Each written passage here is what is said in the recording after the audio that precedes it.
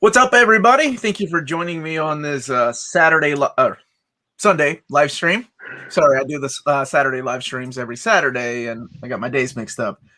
And today it's going to be a little different because we're going to be talking to Max, who owns cheapgraphicnovels.com. So thank you again for joining me, my dude. Oh yeah, no problem. Thank you. I'm sure there's going to be several questions from everybody, but we're going to go ahead and start talking about how things have been going since we last talked and how things have changed. I know you were getting into a new warehouse and things are getting bigger. So yeah, catch us up to speed. What's happened since we last talked with graphic novels and the status of the building and all that? For sure. Well, that was in November, I think. So we were still crazy deep in the holidays and all that stuff and moving. And since then, we got caught up, and then those snowstorms happened last month. And I know that's that's been difficult, but we finally got this giant shipment from Diamond last week, or I guess the week before last at this point. So typically, just to put it in perspective to everyone, we get a shipment weekly-ish. It's supposed to be weekly, but since the pandemic, since Diamond came back from the shutdown in May, it's been spotty. And that shipment is typically 4 pallets, which seems, it's a lot, but it's manageable. This one was 25 pallets. And that's because on average, so people, by the way, I call them pallets too, but there are some people that call them skids. Skids. There you go. I've heard that too.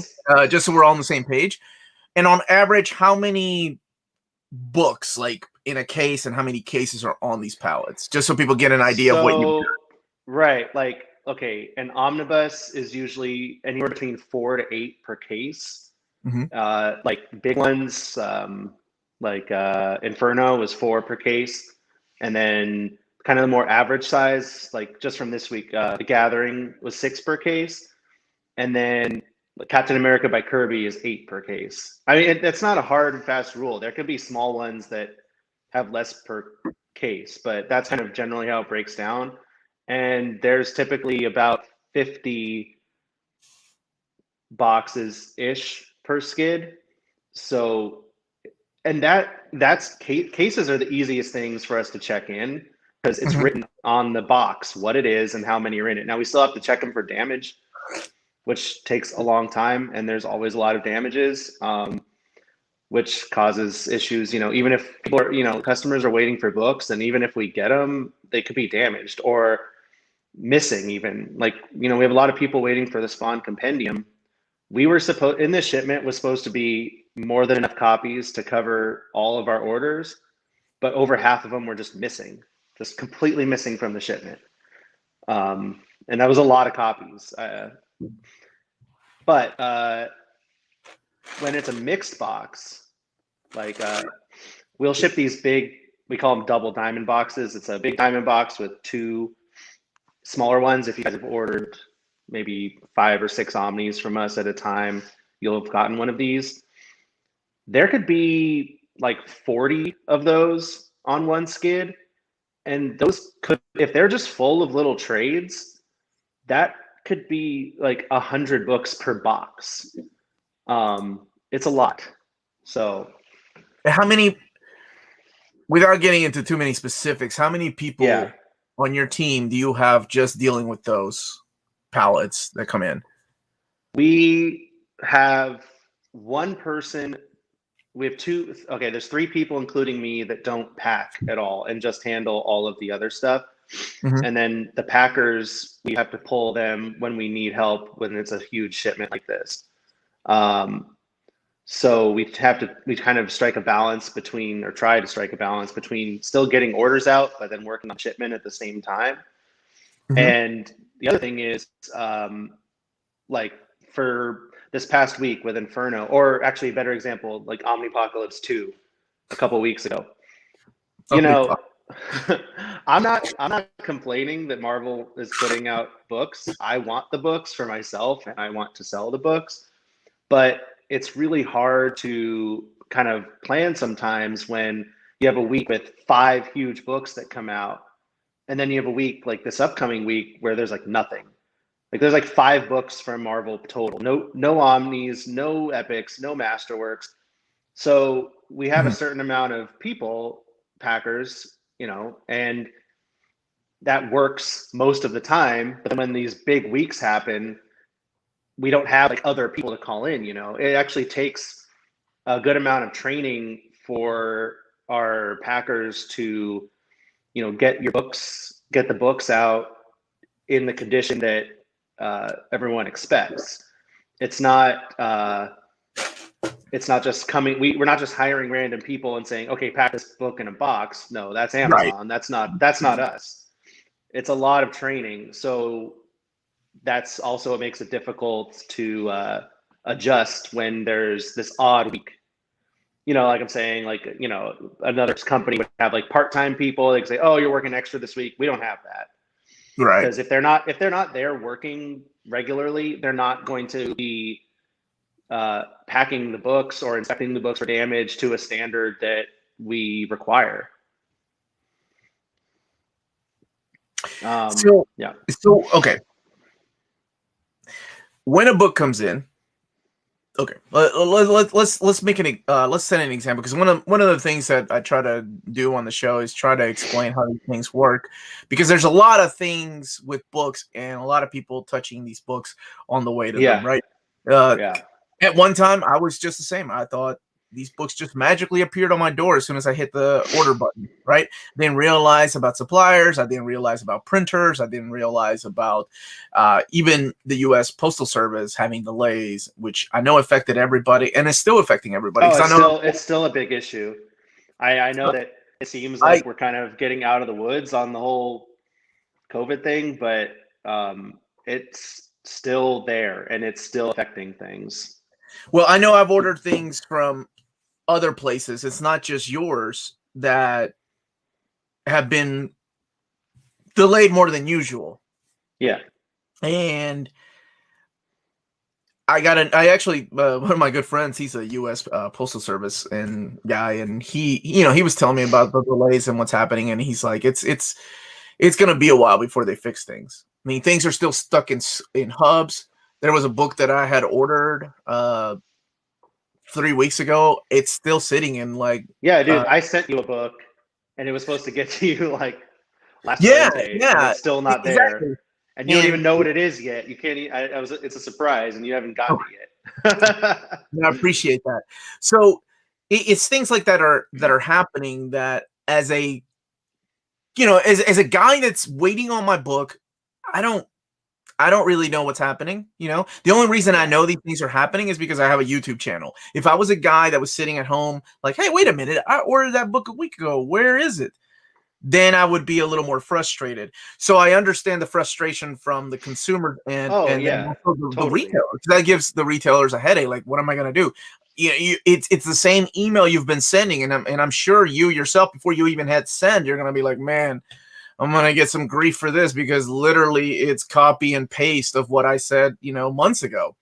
Yeah. And the thing is, I will say it has gotten better. It's not like the percentage of packages that are actually being delayed is not high anymore, at least as far as I'm experiencing. Obviously, I don't know unless someone emails in and asks what's up. So maybe there's more that are taking longer, and I just don't know about it. Like I said, I can only go off what people write in about, but it doesn't seem like it's a pervasive problem anymore. But it is still something that can happen, and there's no rhyme or reason to it.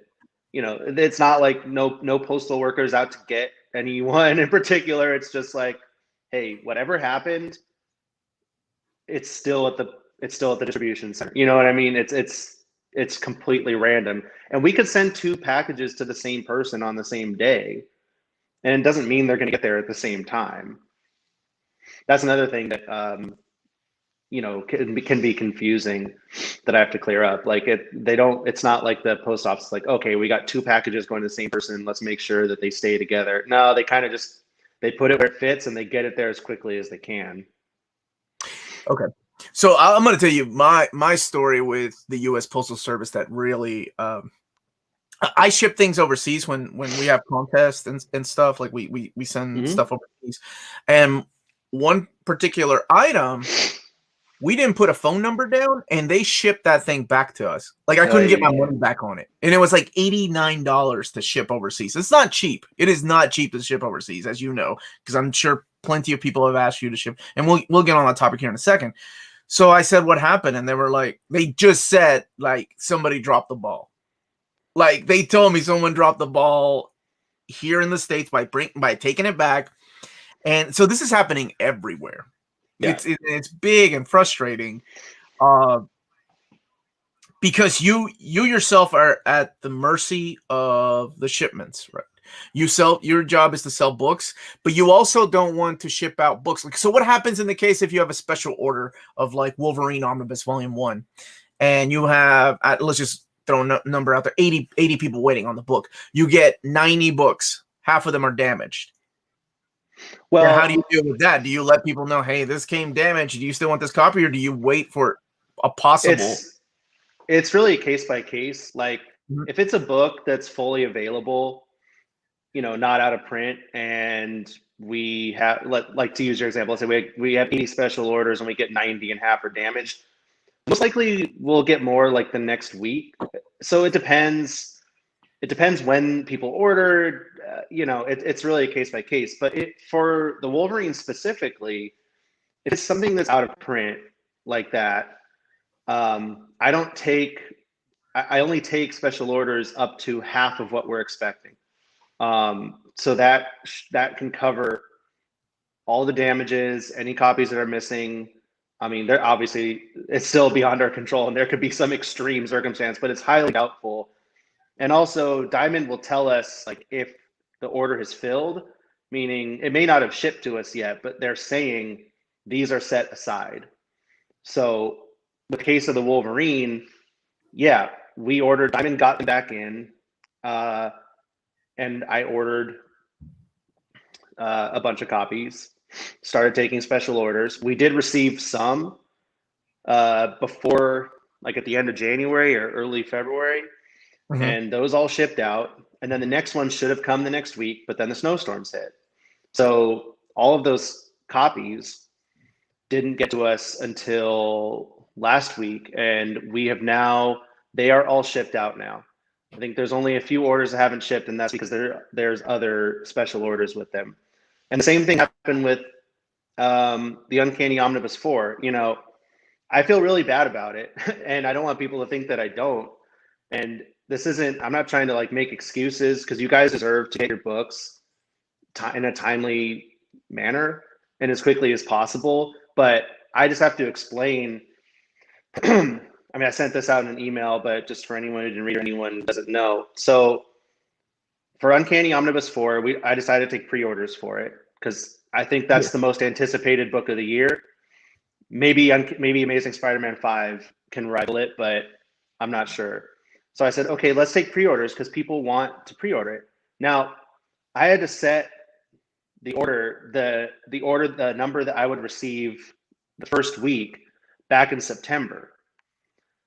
Since September, a lot more people are buying these books and a lot more people are shopping this. So when I put it up for pre-order, I had to say, look, we're going to get a copy for you, but we can't guarantee that it's going to ship the first week, because I knew that we would get way more pre-orders than we would get that first week. But under normal circumstances, the next shipment would have come the following week or the next week at the latest, like 2 weeks after the release. So I thought, I'm telling people this is what's happening, and we'll get them as quick as possible. Then the snowstorm happened.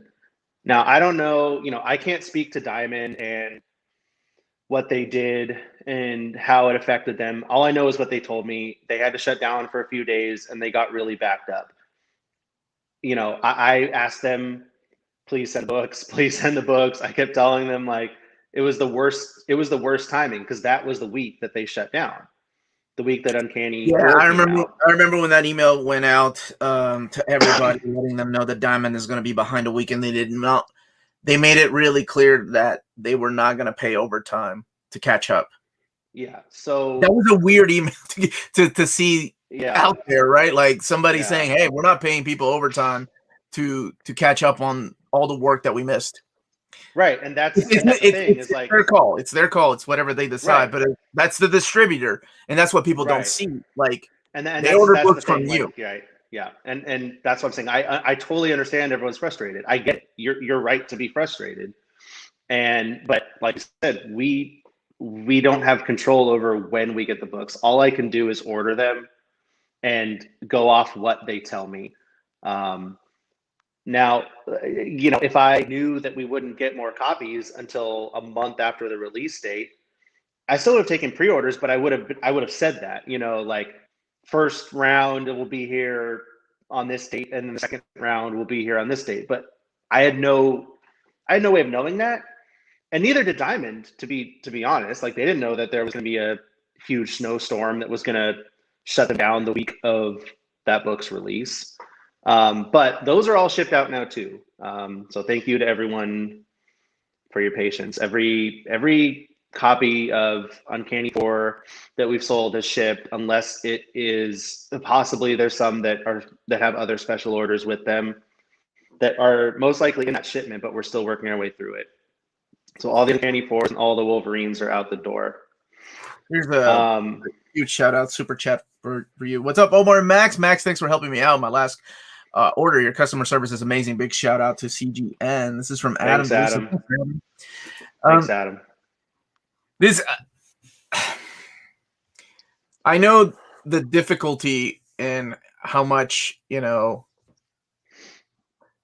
of the reasons I had you on the show last November is because I like to put faces on businesses. Mm-hmm. Like, you're, to a lot of people, you're just a website. And to a lot of people still, you will always be a website unless they're watching the show. They can't put a face with a business. And I think it's very important because not only does it help humanize it, but everybody has troubles, and there's things that you deal with that a lot of people don't see. All they get is an email like your book's delayed. And honestly, here for me at least, one of the most important things for me in as a consumer, as somebody that buys these products, is communication. Communication goes a long way with me. If you're going to tell me that a book is going to be late, but I'm still going to get it, that's all I need to hear. Now, if I'm emailing you people back and forth, I don't know how long it takes you, but there are several businesses that take a long time to get back to me. I collect toys, I collect video games. Well, not so much more anymore. But comics is one of those things, and like some businesses take a long time. Some businesses don't even get back to me. And then my item is canceled. Mm-hmm. And that to me is the most, that to me ends my, okay, I guess I'm done here, because for me, peace of mind goes a long way. Like if I email a business after a book hasn't showed up at my door after a week or so, they ignore it, and I email them back 3 days later and it's ignored again. And then I get a cancellation notice a week from then. That to me is just bad customer service. And I understand that everybody's going through this, but communication to me is very important. And I don't think I'm alone. I think sometimes, that's all we need. Like, hey, you're getting your book. It's just delayed. I promise we'll ship it out as soon as we get it out. 100%. I would say, I do the broad updates on the homepage to try to let people know what to expect. Like, okay, we're behind right now because of the shipment that's up there right now. And as far as getting the emails, I spend like at least an hour a day working on them, if not more. Some days I devote more. I have more time to devote to it. I really want to answer every email within 2 days. Realistically, it's usually more like 3 right now. But we are working on getting back to that point. We had a new person start on Thursday. As a new packer, and we have another packer starting a week from tomorrow. And what that's going to allow is some of the other employees that have been around longer to move from packing to more, for lack of a better word, advanced things like pulling orders and stuff like that, which will allow me more time to answer emails more quickly. But I really appreciate everyone that, like you said, if they're wondering, almost everyone, they're asking what's going on, and I tell them, I'm sorry, it's because of this, it was delayed, but it's here, and we're going to ship as soon as possible. Pretty much everyone's like, great, thank you, just wanted to know. And that is very much appreciated. I think, like I said, peace of mind goes a long way with me. I don't know how most people are, but so what is your, if somebody were to email you, what is your, like, what goals do you have to get back to them? Like, what you 48 hours, 72 hours? Like, if it's a serious email, like, hey, I'm canceling my order, like, what is your goal? Well, I generally answer them chronologically, regardless of, because I don't stop and read each one as they come in. If I do happen to see like someone has an address change or something, I do take care of that right away, because that could have like consequences, But if I see it, if I notice it, well, like I said, I want all emails to be answered within a day, within 2 days. I mean, less would be great. Right now, it's like I said, it's just striking a balance between getting orders out the door and answering emails. So I try to do a little bit of both and say, okay, well, we're behind to this day on orders. Let me focus on doing that today. And there's some emails that are 4 days old, and I'll do as much as I can tonight. And that's kind of, I'm not going to say it never happens, because it does, depending on what's going on. But kind of 4 days is my limit. Like, I really try to not go home if there's any emails that are 4 days old. Still, because then they'll be 5 days old the next day, and I think that's not great. Honestly, 4 days isn't that great, but I'm trying, like I said, trying to find a balance and do the best I can. I think when you own your own business, that's the hardest thing to do, is finding that perfect balance as to what's more important. Because you will have people that are like, I need my package, I don't give a crap about communication. And then you'll have people that are like, I don't care how long my package takes, but I need communication. So Right. on average, how many hours do you work a day? It hasn't changed that much since November, but it's Okay. a little bit less. I think then I was working average like from 7 a.m. to 9 p.m. every day or more. Honestly, I couldn't do quite that much at a certain point. So that's the other thing. Like, if there's emails and I really want to get to them, but I'm like, look, if I don't stop and go to sleep, then I'll be wrecked tomorrow, and I won't be able to help as many people tomorrow, Yeah. So sometimes you just have to call it and say, all right, I'll be able to do more in the long run if I get rest right now. So yeah, it's at least 12 hours a day, and that's 7 days a week. I'm not complaining. That's what it takes. I think on average, anybody that owns their own business knows exactly that's what it takes. 7 days a week, 12-hour days. Doesn't matter what times they are, whether you wake up at 10, you get up, go to work, and you go to bed at 12, you're always doing something for the business. And I would say, yeah, like I took over the business 2 years ago, almost at the end of the month. And again, I am not complaining, so I'm not asking for sympathy or anything, but I have not had a day off in 2 years. The only day that I quote unquote had off was I was on tour with my band for a couple days, but I was driving all day those days, so they weren't really restful days. And I was still working from my phone at rest stops and stuff. We have a super chat here. Are the delays on Claremont Lee X-Men Volume 2 comparable to what it was with Uncanny Volume 4? I pre-ordered it. Don't mind waiting. Just wondering. No, we actually have them. We're just going, like I said, sometimes customers think that we have preferential treatment, and that's really not true at all. We pretty much do everything in chronological order. I think that's the most fair in terms of when people ordered.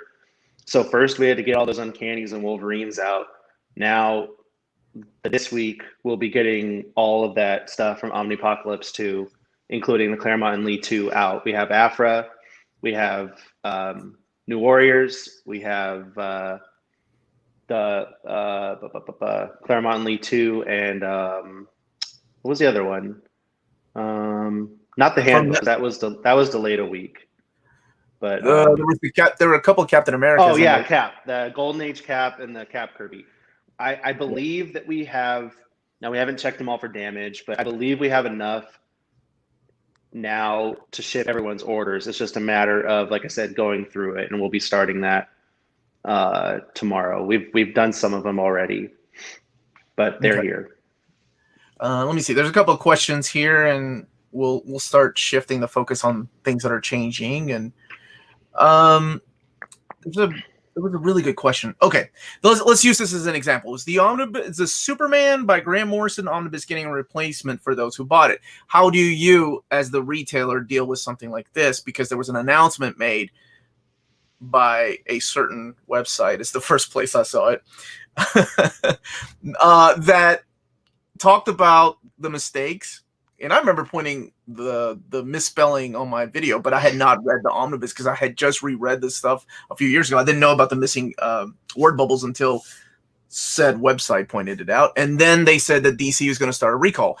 You, as a retailer, were you were told to stop selling the book, but you weren't giving information after that. And then what happened? Like, how do you deal with it? Okay, yeah. I just sent an email out to everyone last night. So basically, there's a bunch of orders that haven't shipped yet because they were ordered with other special order books, and we just have to cancel and refund those prior to shipping those orders out, which I let everyone know last night. And for everyone else, DC is requiring that the cover be stripped off a book, not just the dust jacket, the actual cover. Like that's not something that we can negotiate. Basically what it is every picture we send of a stripped cover we get a credit for that.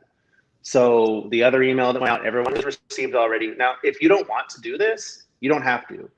Mm-hmm. If you don't care that the text is missing on one page and you don't want to deal with the hassle, that's fine. Like if I were on the other end, I probably wouldn't bother because I don't know. It just doesn't bother me that much personally. I'm on the same. I made this comment yesterday. Like missing dialogue from one page isn't that big of a deal to me. But I'm not everybody because there are. Yeah, people I understand. I paid good money for this. I want for sure to be the way that, and I get it. But for me, it's just like it's the same reason I kept my Fourth World Omnibus. It's missing the dialogue, or my JLI. Yeah. You know what I did though, is I took it to a convention. I took my Absolute Absolute Kingdom Come. Yeah. And Mark Waid filled in the word bubbles for me. Now that to me means a lot more than tearing out a page and returning a book, because I don't know. I just feel weird about breaking an omnibus, but I'm not crapping on anybody that's doing it to return it. That's up to you all. End of the day, it is your money. You all decide what to do with it. But because before, then they tell you, like with Fourth World, it was just the cover, right? Like they just wanted the dust jacket or something, right?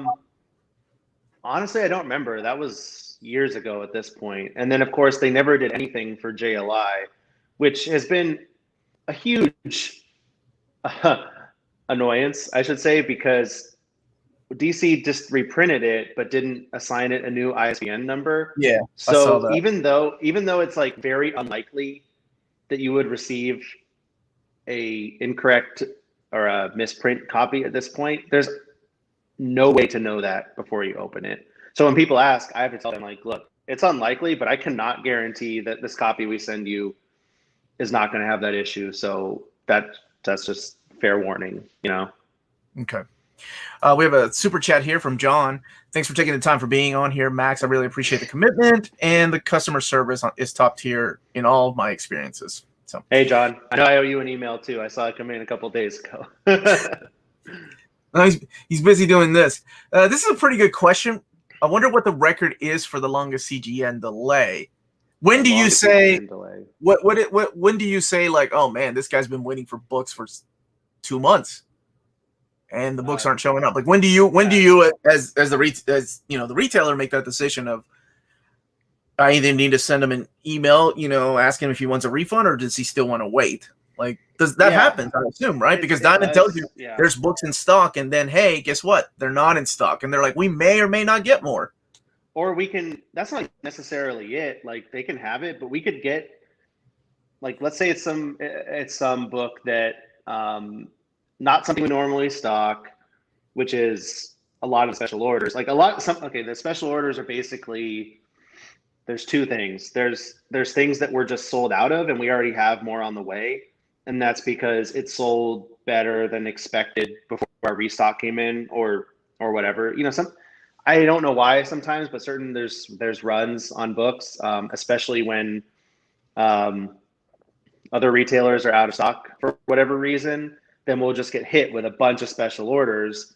And I obviously can't plan for that in advance. But the other category are just books that don't sell enough to keep on hand. Like, there's thousands and thousands of books, and I want to be able to provide them to people, but I can't just keep them in stock on spec for the price of the book and the storage space. So if it's one of those books, there could be a case where Diamond stock is like all damaged and they don't check, and we could receive like 3 different copies and 3 different shipments and they're all damaged. And at that point, if that happens, again, everything is a case by case basis. I don't really have a hard and fast rule. And then, if someone writes in, especially, then I'll obviously go look into it at that moment. If someone doesn't write in, I won't necessarily catch it, that it's been sitting there for that long. I mean, I do keep an eye on the ones that have been there for a long time. But in that case, I will email and say, look, we've gotten 3 copies of this book. None of them are what we call like new condition. If you want one of these, I'll give you an extra discount. If you want to cancel it, cool. If you want to keep waiting, that's cool too. You let me know. Okay. So, but I'll say, just to reiterate for everyone, we do tell people to have no expectation as to when special orders will arrive, because there's so many factors beyond our control, like we were talking about earlier. But if you feel like it's taking longer than usual, which 2 months is extreme. So yeah, if you've been waiting 2 months and you haven't heard from me, please write in. I don't want anyone to think that we're purposefully ignoring their order or just slacking off or something. It's just, there's only so many hours in the day and there's only so many things I can keep my eyes on. But if you ask, I will obviously take care of it. Okay, so I see a lot of comments in the chat, and so I need to bring it up. Like talk about the elephant in the room and how you deal with something like this. I have a YouTube channel. There's several channels like mine that do the same thing, talk about the same topic. I deal with that when people ask me, like, how do you deal with competitors and things like that? I always tell them the same thing. I just ignore them. I worry about me. So yeah. In the case of like IST is better, in-stock trades, for those people that don't know, in-stock trades is better than cheap graphic novels, or cheap graphic novels is better than in-stock trades. Like, as a business, how do you deal with that, with those kind of comments? Like, when I know you got to get emails that are like, hey man, in-stock trades got this cheaper, and you're telling me you don't have the book. How do you deal with things like that as a retailer? Well, it's the same. It's to me the same as you. Like, I can only speak for myself. I can only do what I do. I don't know anyone else's situation, whether that be another, comic shop or Amazon or any of that.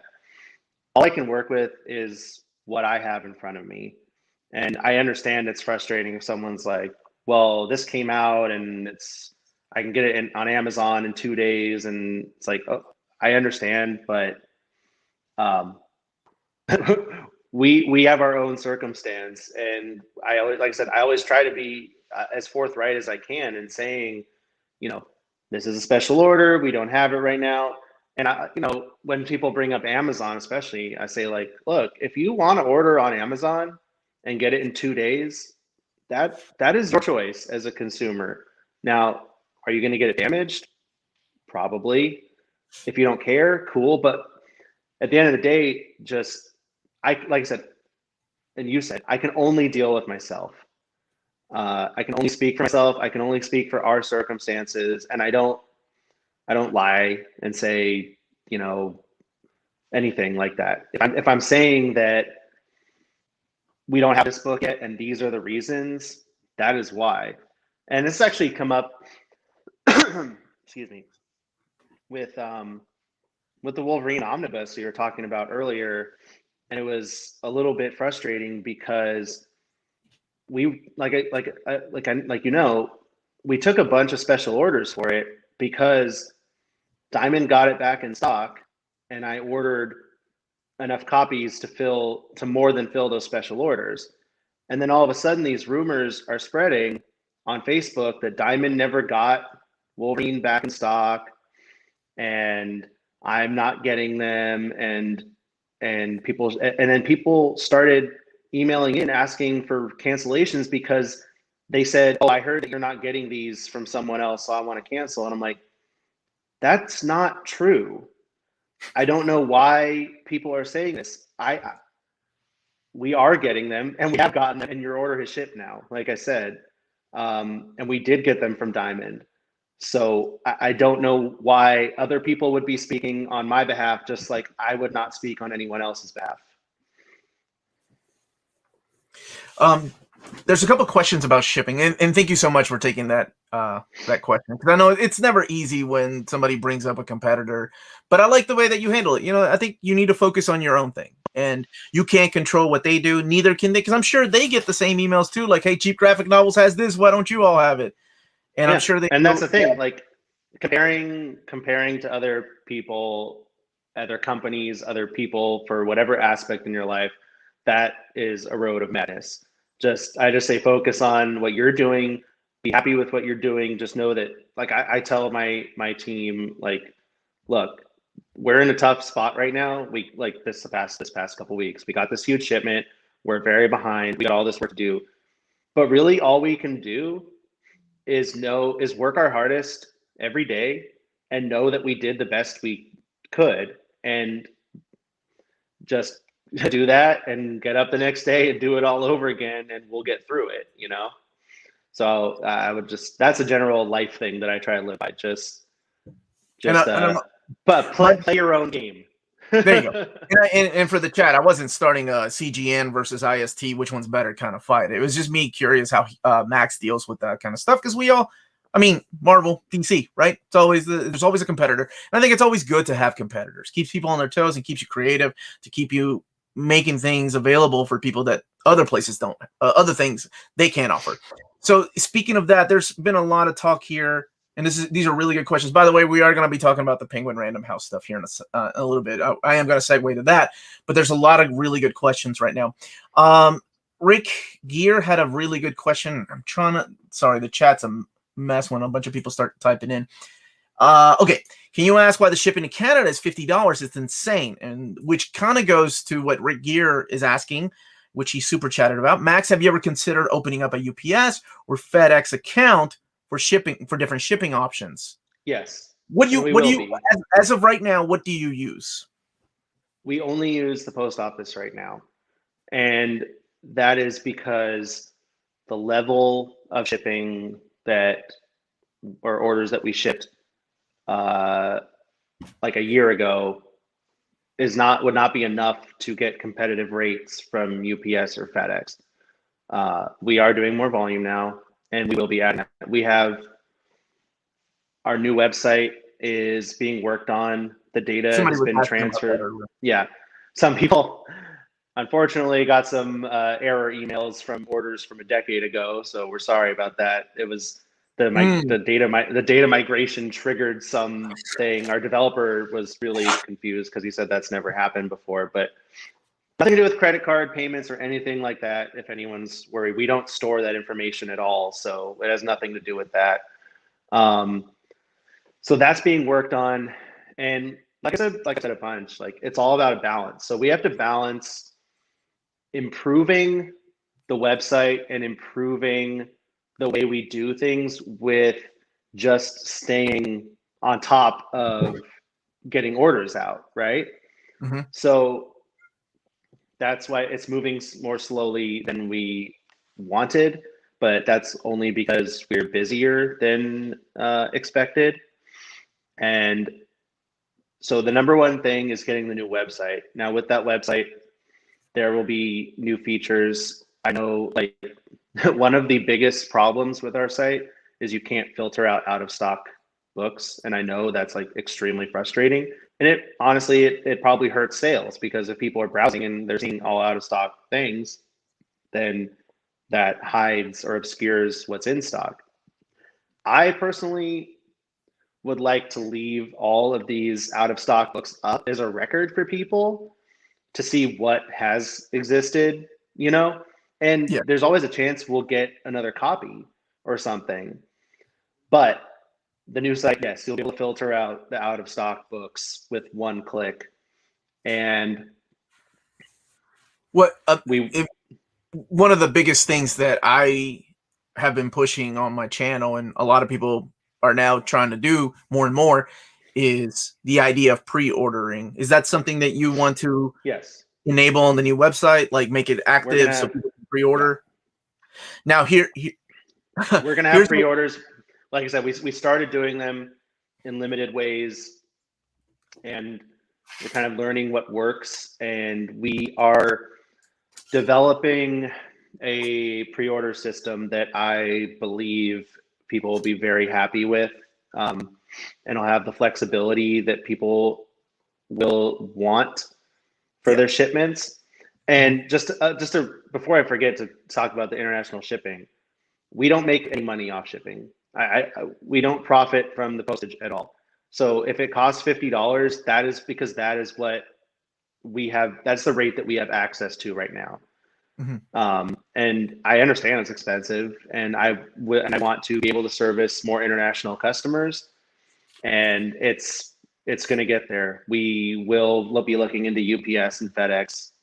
Not looking into. We will be adding UPS and or FedEx as shipping options when we have the new site rolling.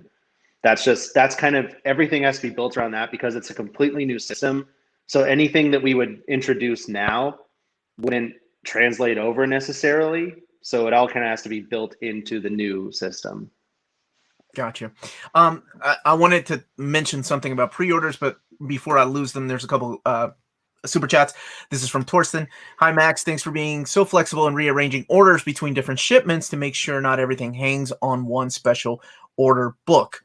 So that's another point. That's another thing to mention too, because I remember I did this for Torsten last week or the week before. If you have like two orders and they both have special order books and you're still waiting, just go ahead and send me an email. I'll combine the in-stock books from those two orders, ship them now, and then we'll just combine all the special orders and ship the rest when they come in. That's no problem. And okay, like I'm saying, when we have our new system up, that you won't even have to necessarily write in to do that. Customers will be able to do that on their own. Okay. This is from our buddy Frazier. Thank you so much, Frazier. Glad I made it before the end. Thanks for all the work you both do. Thanks, man. Thanks. I don't physically lift anything at Max's warehouse. I told him I would if he lived it closer, though, so I can go get my books faster. This is from Chris Verde, and he brings up some really good points, which was my point about pre-orders, and I need to know what you think, because there are several websites that have been up where people feel safe pre-ordering a book. But what people don't know, like what average people don't know, a consumer doesn't know, is that there's this thing called the FOC, the final cutoff date, right? And if you don't get a book pre-ordered before the final cutoff date, you're not guaranteed a book. And so what I've seen some of these websites do, and I had to explain this on a live chat, is sell books way after the final cutoff date. And then people get an email going, hey, your book didn't come in. I'm sorry.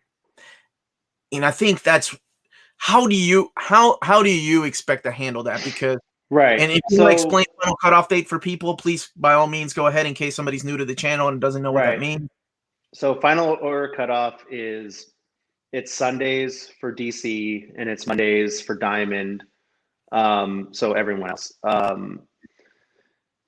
If it's for like a comic, a single issue comic, it's supposed to be 3 weeks before it's released. And if it's like a trade, it's usually a month or two. And if it's an Omni, it's 5 to 6 months in advance. Yeah. And that's because that number, so let's say the total number ordered between all retailers for Inferno Omnibus was, obviously this is not the case, but 1,000 copies.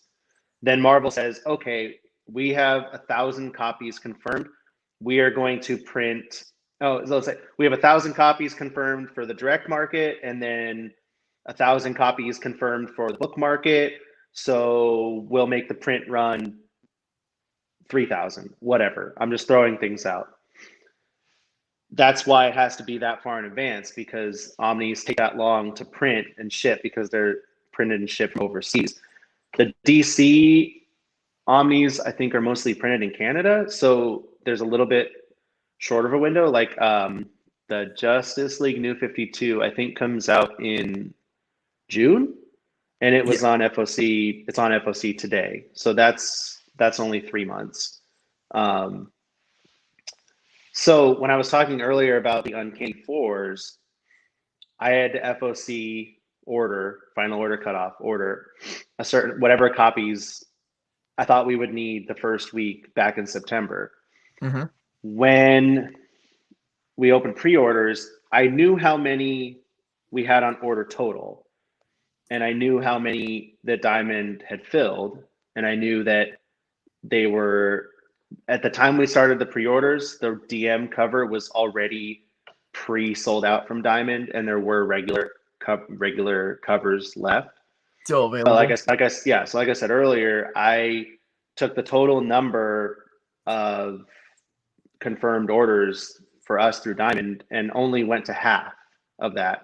So that's the other thing for everyone that's been asking in the emails too. We will have more Wolverine and Uncanny 4 for an in-stock sale soon, because, like I said, we only pre-sold half of what I was expecting. Now there's going to be damages and missing potentially, but we will have some available. It's just a matter of getting through that shipment. So how I would handle it in the future, like when we're actually doing full-on pre-orders? Absolutely, because if I hit as a consumer, if I hit pre-order on a book, then you damn right I'm expecting the book when it comes out, right? I don't want to see an email like, "Hey man, Diamond didn't ship it," because Amazon. I'm the type of customer that Amazon hates.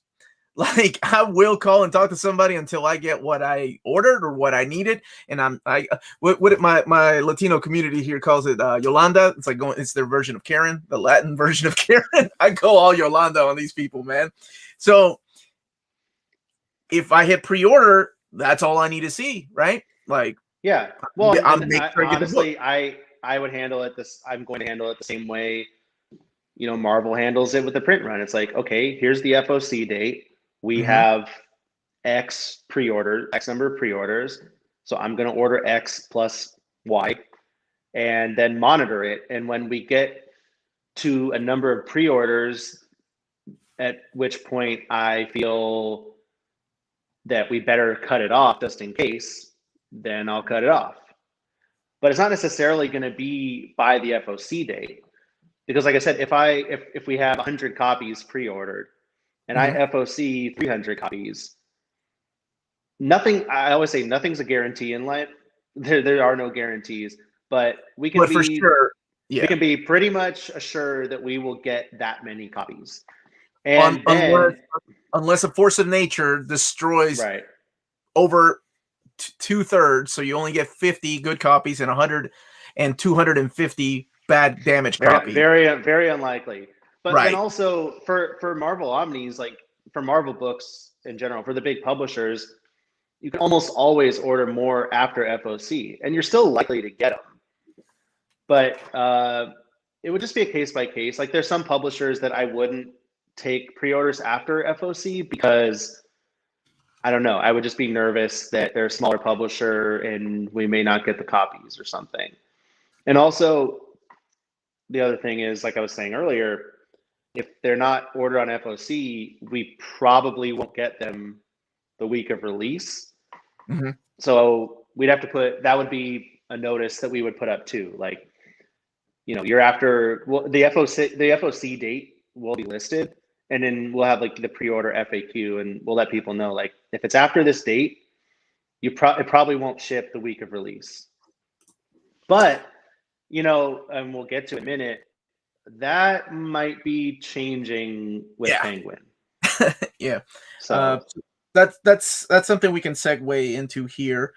I've seen a couple of people ask in the chat, when do you expect, and I know these things never go as planned, believe me, when do you expect to have the new website up and going?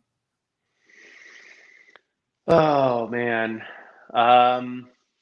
Well, we transferred the data. We had to do some checks, fix some things. We're checking the data over again today. It should be fine. And then we'll start the design and then get more of a timeline from our developer. So I would certainly hope by the end of summer, hopefully a lot sooner.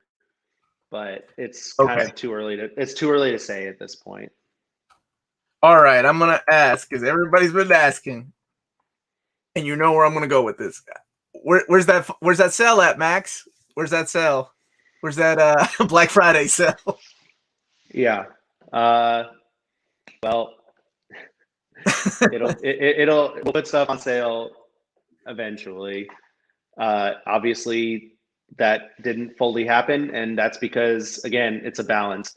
And it's like, why we can't put a bunch more books on sale and take a lot more orders when we have orders sitting here for too long that haven't shipped yet, and we have all this other stuff going on.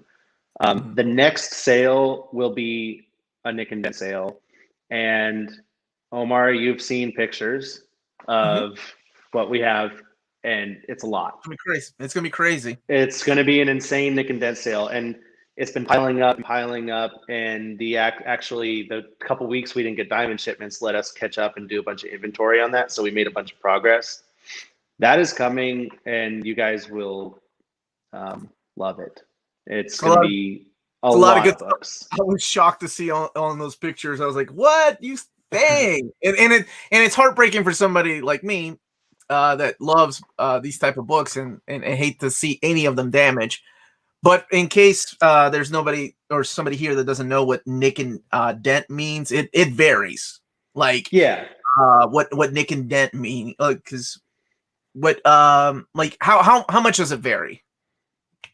Well, I've definitely heard from people that say, like, this was listed Nick and Dent and I can't find anything wrong with it. So it goes from that to sometimes it's just like a hardcover that's out of the shrink wrap. That could be it. It could just be, this is supposed to be shrink wrapped, but it's not. So now it's Nick and Dent. Otherwise, it's fine. If it's something that's out of print and going for a bit more, then I'll be more specific if it is warranted, because then I feel that is, you need to be more specific if it's something that's out of print and not just a regular Nick and Dent thing. And also, we have some that are, like, I have some epics that have missing a cover, and I would put that as a separate listing and say, hey, if you want it for a few bucks, it's yours, but it doesn't have a cover. I think I would make people aware of that. I've bought Nick and Dent sales at Cheap Graphic Novels, at In Stock Trades, at Things from Another World, and how do I explain it to people? I'm pleasantly surprised every time, with the exception of one time that I'm like, and I'm not gonna tell you the place where I got it, but I was like, why the hell was this book even allowed to be put on sale?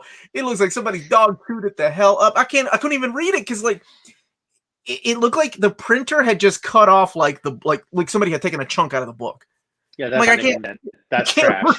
Like I said, I'm not going to name the place that sent it to me, but everything else was pleasantly surprised. Sure, there's something that came with a remainder mark, a little bit of a dent in the back, something that I'm okay with. It's somebody, I'm a cheap ass when it comes to buying books, so I was happy to see a lot of those things. But it was just one book that I was like, oh my gosh, this is a little more than nick and dent. This is like somebody's damn dog done chewed this book up, and for some reason they put it back on the shelf. So let me before we start talking about the changes coming to you and every retailer, look at Lethal Protect. I hope you aren't joking about coverless epics, because I'd buy a ton of those to custom bind together. Look, he's already thinking ahead. There's like one, and honestly, I may have thrown it away because it was like it was like falling apart. But there's actually, I don't know if we still have it. We might have returned it, but it was so funny. It was a X-Men Epic Mutant Genesis, and it was printed. The cover was put on inside out and upside down. Dude, here Superman with no cover and then nope, can't do it. You know how many of those I'm going to see? That would get me in trouble. That would get me in a lot of trouble. Can't do it. I'm going to see so many of those sold really cheap for like $5 to $10. And people be like, yeah, I'll buy it and I'll bind it. I don't care. Yeah, man. Okay. I mean, you can, once you send me a picture of the strip cover, yeah, you do with it what you want. Donate it to a library. Let people read that Grant Morrison run on Superman. So people are asking, when is the Nick and Dent sale? Where it will be on the website whenever you start it, right? Yes, and we will post about it in advance, but I won't say when because I honestly don't know. Okay. Hopefully, we want to do it as soon as possible because we need to clear the stuff out. We actually have so much now that we've loaded up the row of shelves that we have available for it. Mm-hmm. And now we have auxiliary boxes. So that'll be a second sale down the line. And like everything in terms of timeline, like I mentioned earlier, we had someone start, a new employee start last week and a new employee starting next week. So things should start kind of getting better all around and faster all around as these new people come in, and we can have people devoted to different tasks. Gotcha. Okay. Again, for the people that are now joining, I see a couple people asking about over international shipping to the UK. It's something that's the thing. I'm sorry, but your government, the UK government, has made it not feasible for us to ship there for the time being, with the new tax restrictions. This is the Brexit stuff that's happening? It's Brexit stuff. They are expecting us to create these custom tax accounts with the British government or the UK government. I'm not sure what the right way to say it is. And it's just, we can't do it. It's the amount of orders that ship there. It just doesn't justify the work and the paperwork that would have to go into it.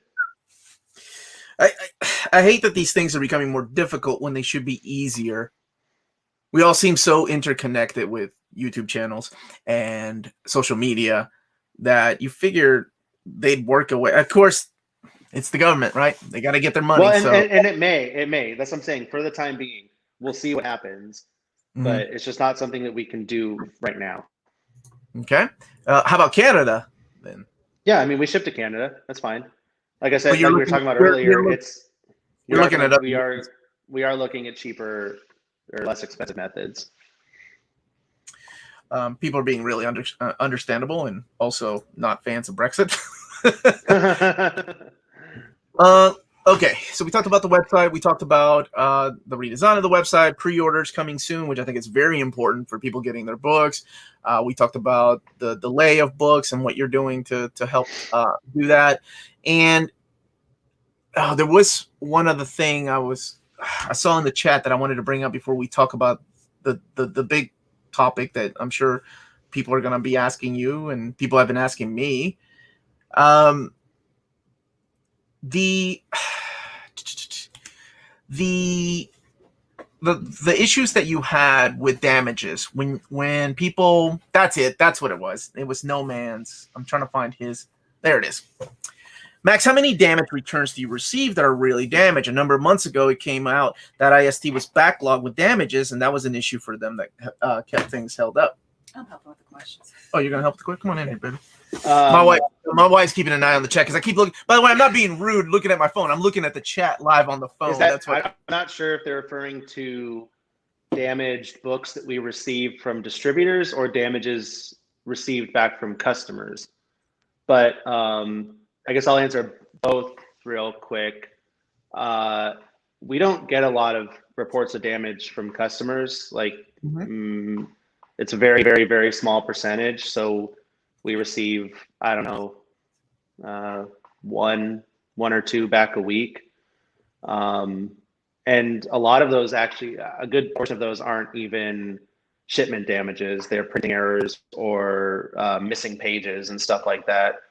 We do get more returns from our Amazon store, but that's often because people on Amazon are not the typical customers that shop with us, who are actually, you know, the Wednesday Warrior type, and they're more casual fans. And a lot of those are just change my mind.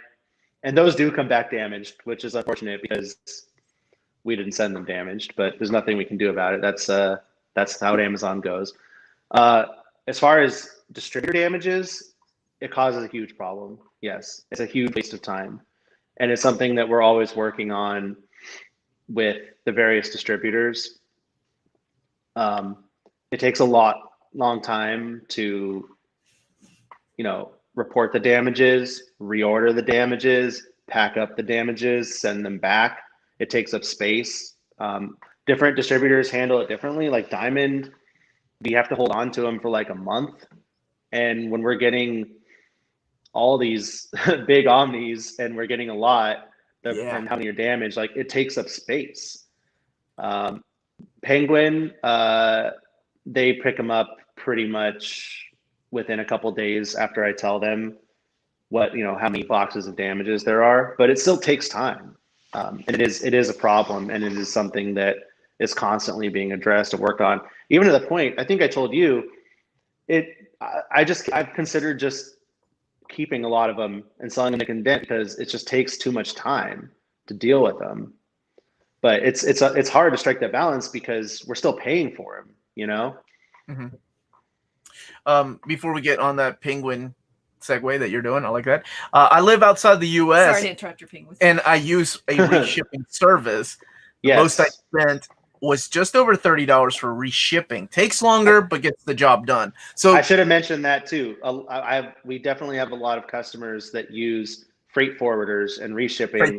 And yeah, so if anyone overseas or international doesn't know about this, there are companies. I know a lot of them are in Delaware and a lot are in Portland, I think, obviously for the two coasts. And you can have stuff shipped there from all kinds of different stores, not just from us. Like you could order some toys, you could order some anything, towels, whatever, and they'll put it all together. And since they ship a ton, they get better rates than small companies like us can get. And it always, the more you ship together, the better the rate you're going to get. That's why I tell people as well, if you want to order one omnibus and have it shipped to another country, it might cost $50. But if you want to order two, it'll cost like $60. So every book that you add that can fit in that same box, you're paying less per book. That's just how it goes. There's always a base rate. Would you ship to Mexico and Europe? You've shipped to Europe before, right? Okay. Yeah. So it's just the UK with Brexit. Just currently the UK, and I think that's it. I know we did have some, for lack of a better word, hacker activity in some countries that we had to ban. I think that's been resolved though. Okay. Wow. Hey, and just to let you know, lots of people are thanking you for being open and transparent. You know, I appreciate that. and answering questions and emails. So I think it's really informative. Like, so I was listening earlier, but I got tired of texting Omar about good questions. So I was looking at my phone. I was like, I'll just go down. She's keeping an eye on the chat while you and I talk. So I'm learning a lot. I mean, I didn't know. I learned stuff from Omar too, but I didn't know this is how the business is run, right? So I think it's really informative.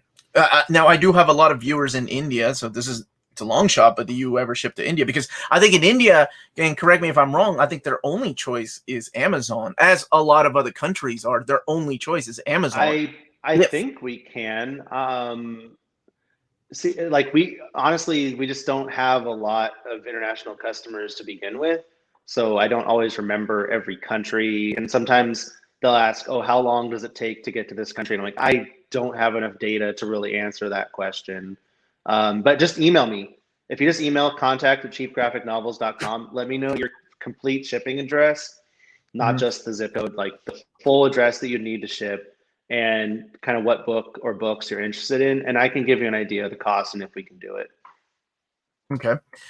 And so shipping to India and overseas, they could also use that freight.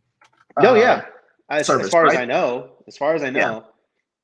that's really what I would recommend to people, especially if you're just going to be ordering one thing here and there, it's probably not worth it. But if you want to collect these books, I don't think there's a better, less expensive option for you. There's a comment and a question from Kels, which I think is very good, and one that I've been getting a lot more recently.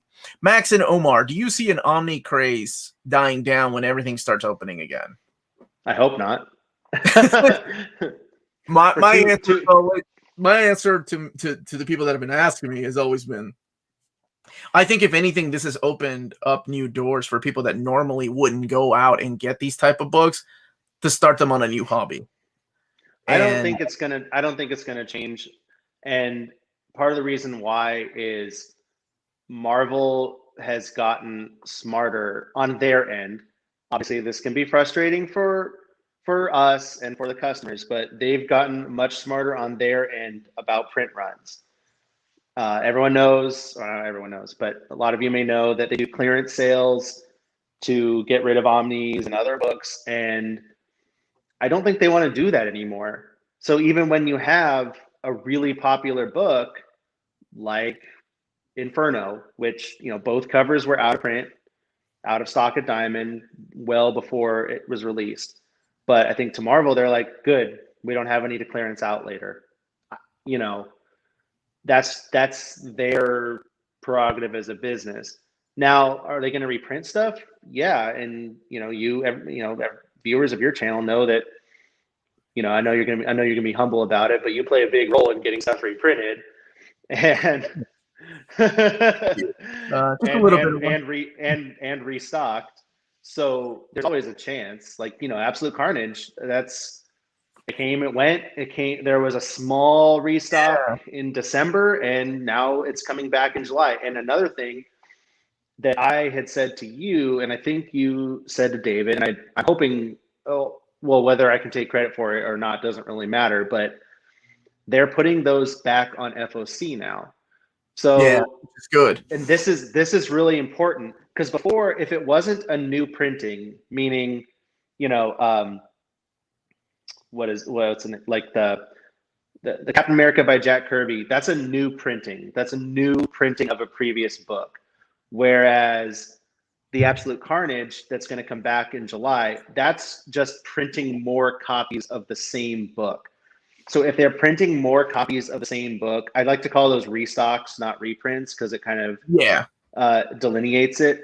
They just started putting restocks on FOC, which lets Marvel know, yes, there is a real demand for these things. Because one thing I was explaining is to Omar a while ago is Marvel would base the reprint numbers on back orders. And for me personally, I don't put a lot of books on back order because not just you, every retailer I talk to, including you and the other and in stock trades, and the people that run Tales of Wonder and local people they just didn't have any faith in that backup order system. Right. So Marvel is working from flawed data because they didn't understand that that retailers did not view like Diamond back orders favorably, so it didn't really use that system. Now they're on FOC. Like just today on FOC, there was, I mean, it wasn't any exciting omnis, but it was like Amazing Spider-Man by Spencer, Volume 6 trade, SCF's The Carnage one, Civil War TP, one of the Vader trades. Anyway, just like random stuff that they're printing more copies of, and they just want to put it on FOC and say, all right, how many retailers actually want? Like now. Yeah. This isn't a back order, and we're telling you this is going to be available on this day. How many do you want? And that now we can get better restock quantities.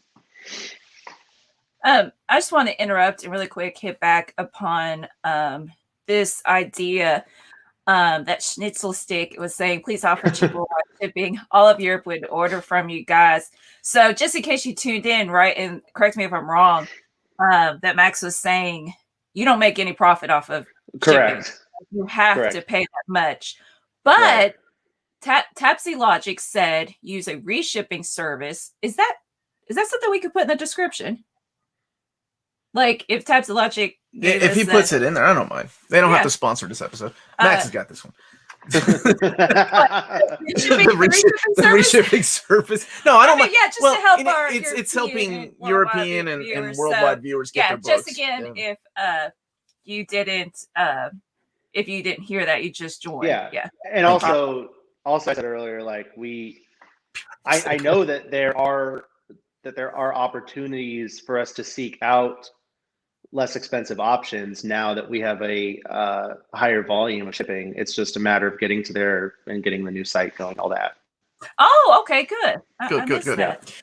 We have a super chat really quick. Thanks, Omar, in near mint condition. Thank you all for watching and asking all these good questions along with us. And yes, Roberto Rodriguez. I was going to do that. They go to Penguin Random House. All right. Let's talk about Penguin. Let's talk about this because it's a question I've been asked a lot, and I'm on the same boat that everybody else is in. I don't have any privileged news that nobody else got. I know as much as everybody else does. But in case you haven't heard or it's news to you, this just happened Friday, where Marvel is no longer going to be using Diamond as their direct market distributor. They're going to be using Penguin Random House, and Hachette does Marvel's book distribution. Penguin Random House. So stay with me. Penguin Random House does DC's book distribution, but Lunar does DC's direct market distribution. So it all gets a little confusing, especially if you're just a consumer buying books, wondering what does this mean for me. But I can also, to interject real quick, Penguin also has been, I've been ordering Penguin for a year now. So they can distribute books to the direct market. The difference is they're not selling DC comics, periodicals, floppies. Yeah. But they will be distributing Marvel's comics to the direct market. And this starts in October, correct? It starts. I'm not sure if there will be reorders available before that, but the first week of new releases is the week of October 1st. I'm not sure if that's a Wednesday or what, but that week will be the first week that Marvel books will be distributed. New product will be distributed by Penguin. And it's also important to note that Diamond will still be distributing Marvel to the direct market, but as a wholesaler, not as a distributor. What that means is they will be, I could be wrong on some of the finer details on this, but the way I understand it is they would be purchasing the books from Penguin, just like I can. Now I'm sure they have like a better deal because of the volume, but and then reselling it to the shops. So they can still be ordered through Diamond for now. And Diamond would still have exclusive direct market distribution for all of the other comics and graphic novels for like Image. I believe Diamond distributes Image to the book market as well. But Penguin currently has Titan, IDW, Dark Horse, DC, and some manga publishers like Kodansha. I think it's Kodansha. Is that who does Battle Angel? Alita? Yeah, look at you, Yeah, man. then I have them. You ready? I've read those. Solid. So that's what they have right now for graphic novels. They will be having comics, and as well from Marvel starting in October, and they're opening a warehouse specifically for distributing the single issue comics. Gotcha. Okay, and that's going to open up a whole floodgate of questions. But before this disappears, and we can come back to this. Hey, Max, and Broadway 78 here. Thanks again for everything you do. What's your most anticipated Omni Absolute Deluxe hardcover coming out? Oh boy, that's a good question. You're also a collector. Yeah. So somebody's asked earlier, do you take time to read? Oh man, I used to read a lot. I am lucky to read one comic a day. I read the new Nightwing yesterday. That was really good. Yeah, that was really good because I got home and my roommate, who's also someone that works for me. Actually, both my roommates work with me. They ain't gonna be late on rent. I got home and he was like, "This is one of the best comics I've ever read." I was like, "Ever?" He was like, "Well, at least today." And I'm like, "Okay." That's better. Aww, that's a good quote. So I was like, "All right." I was like, I'm behind on X-Men. That's what I'm trying to catch up on right now. All the X titles because that's my main thing. But I was like, "All right." I walk in the door and you're telling me that I gotta go read it right now, and it was awesome. Okay, what am I looking forward to the most? Oh man, there's so much coming out. Boy, I get this question all the time, and it always puts me on the spot. I don't know because I have to look at a list. I mean, I guess the first thing off the top of my head, I don't know if it's the thing I'm looking forward to the most, but I'm always excited for like a new Amazing Spider-Man omnibus. Yeah, I'm really excited for things that you don't think are going to get an Omni, and they do for whatever reason. Like Al? What's a good example? Like Al. I don't need that. Thank you. Nobody needs that. But let me tell you something. If they did it, I would have to buy it. Because I'm sick. I'm a diseased person. At least you admit you're sick. I will buy. I have never not bought a Marvel omnibus because I thought the material was bad. If I thought it was bad, I will still buy it because I'm sick, like I said. The only ones I skip is if they're redundant. Okay. I don't have. Well, I had it, but I got rid of the Guardians by DNA because it's in the cosmic. Too. Yeah, I had it too. Well, Amazing Spider-Man's a good answer. # Spring of Spider-Man. Quit trying to make that happen. There's so many that I'm like, oh, I'm so excited for this. I'm so excited for Amazing Spider-Man. I'd have to like the one that surprised, like DC surprising me, even though things could still happen because we both know how those things are with DC. But I hope it finally comes out, and that is the Mike Grell run to finish out Green Arrow, his run on Green Arrow. I'm very excited for that as well. I'm looking at Marvel right now, and let me see like what's coming out that's been announced and I'm really excited for. Peter David, Hulk Omnibus Volume 3 up there. X Factor by Peter David, even though I own over 2/3 of it already and other Omnis, I don't care. It's still one of my favorite runs. I'm actually very excited that Marvel's starting to do Star Wars Omnis for the Dark Horse because I know because look, like no disrespect, I love Marvel and I love a lot of the Star Wars stuff they've done, but I have to say, on the whole, I think the Dark Horse Star Wars stuff was better. The Dark Horse stuff. I think I enjoyed it more on a whole. That doesn't mean I don't like. I love the Jason Aaron stuff. The current Darth Vader series. holy cow, that book Oh is yeah, fantastic. actually, every Darth Vader series that I've read has been. That's true. freaking Yes, awesome. yes. But the current one is my favorite so far. I love how it's like playing with the first arc, like played with the prequels and made you see a bunch of things in a different light and like make a lot of that stuff better. And Mhm. now the second arc's kind of going into the sequel trilogy stuff and Rise of Skywalker and shout out Bug Frick. Nerd. You nerd. And that's really cool. But yeah, I'm looking at the Omnis. Yeah, Fantastic Four Volume 4 is awesome because that finishes the run, right? And I know people are crazy about their direct market covers, but God, that Art Adams, yeah, is so awesome. Which leads to we need to go back to Penguin Random House because there's a lot of questions being asked in the chat. Yeah. But we got a couple super chats. This is from Kid Flash. What's up, buddy? Max, will the new website allow us to prepay PSA as of last week? There are long delays with major cargo ships at Long Beach, California, and the Suez Canal. In case people haven't seen pictures of that going on, it's all funny in a meme until you realize your shipment is on that boat, and you're like, wait a minute, that's not funny. Yes, prepay will be a thing. Cool. And so, let's go ahead and we got another super chat. Thank you, Philip. Thank you, Melanie, Omar, and Max. Authentic, honest, and great info as always. Also, thanks for Max for the great communication. NMC and friends, keep up the great work. Thank you. I think I just emailed you last night. Wow, you remember the people you email. That's really cool.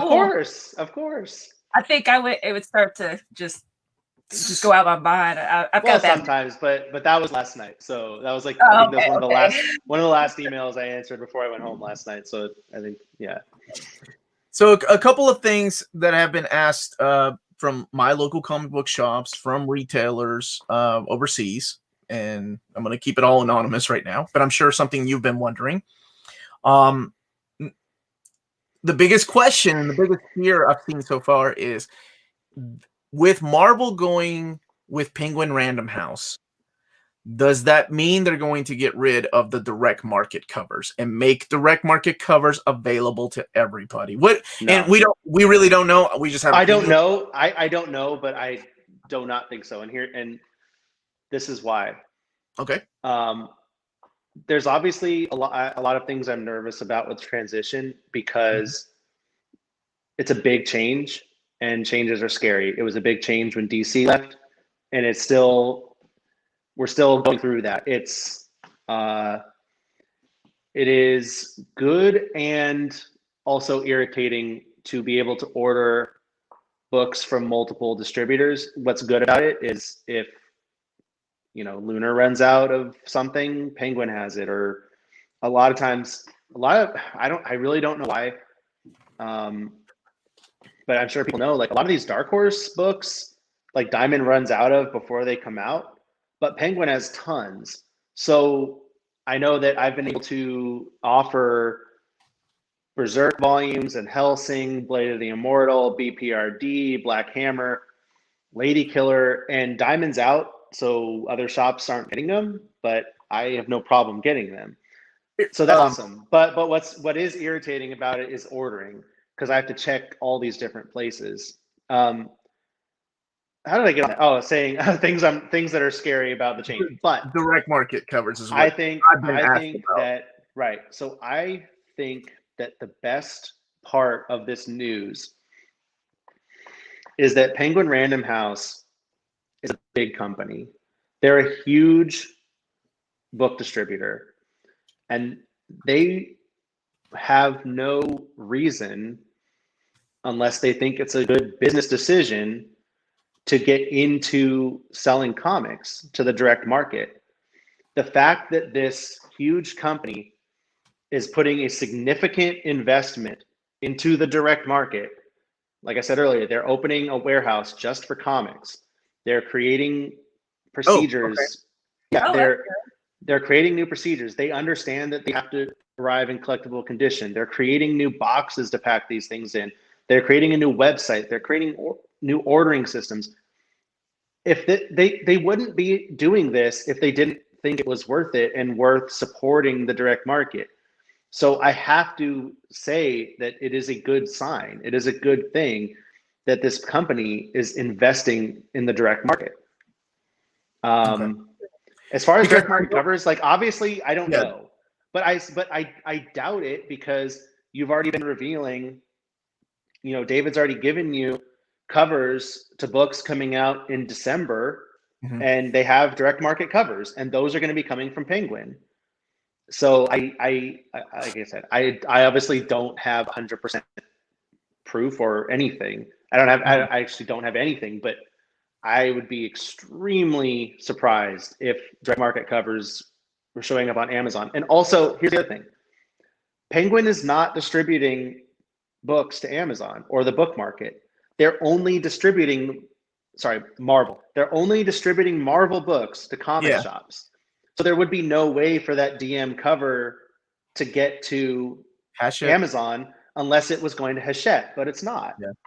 At least under, anything that we've been told. And it wouldn't really make sense to me if they did. It's an incentive for the direct market. Marvel is very good about treating retailers well, in my experience. And that is, DM covers are supposed to be incentives for people to shop at comic shops over big book chains. I think that's one thing, and it's funny that you say that.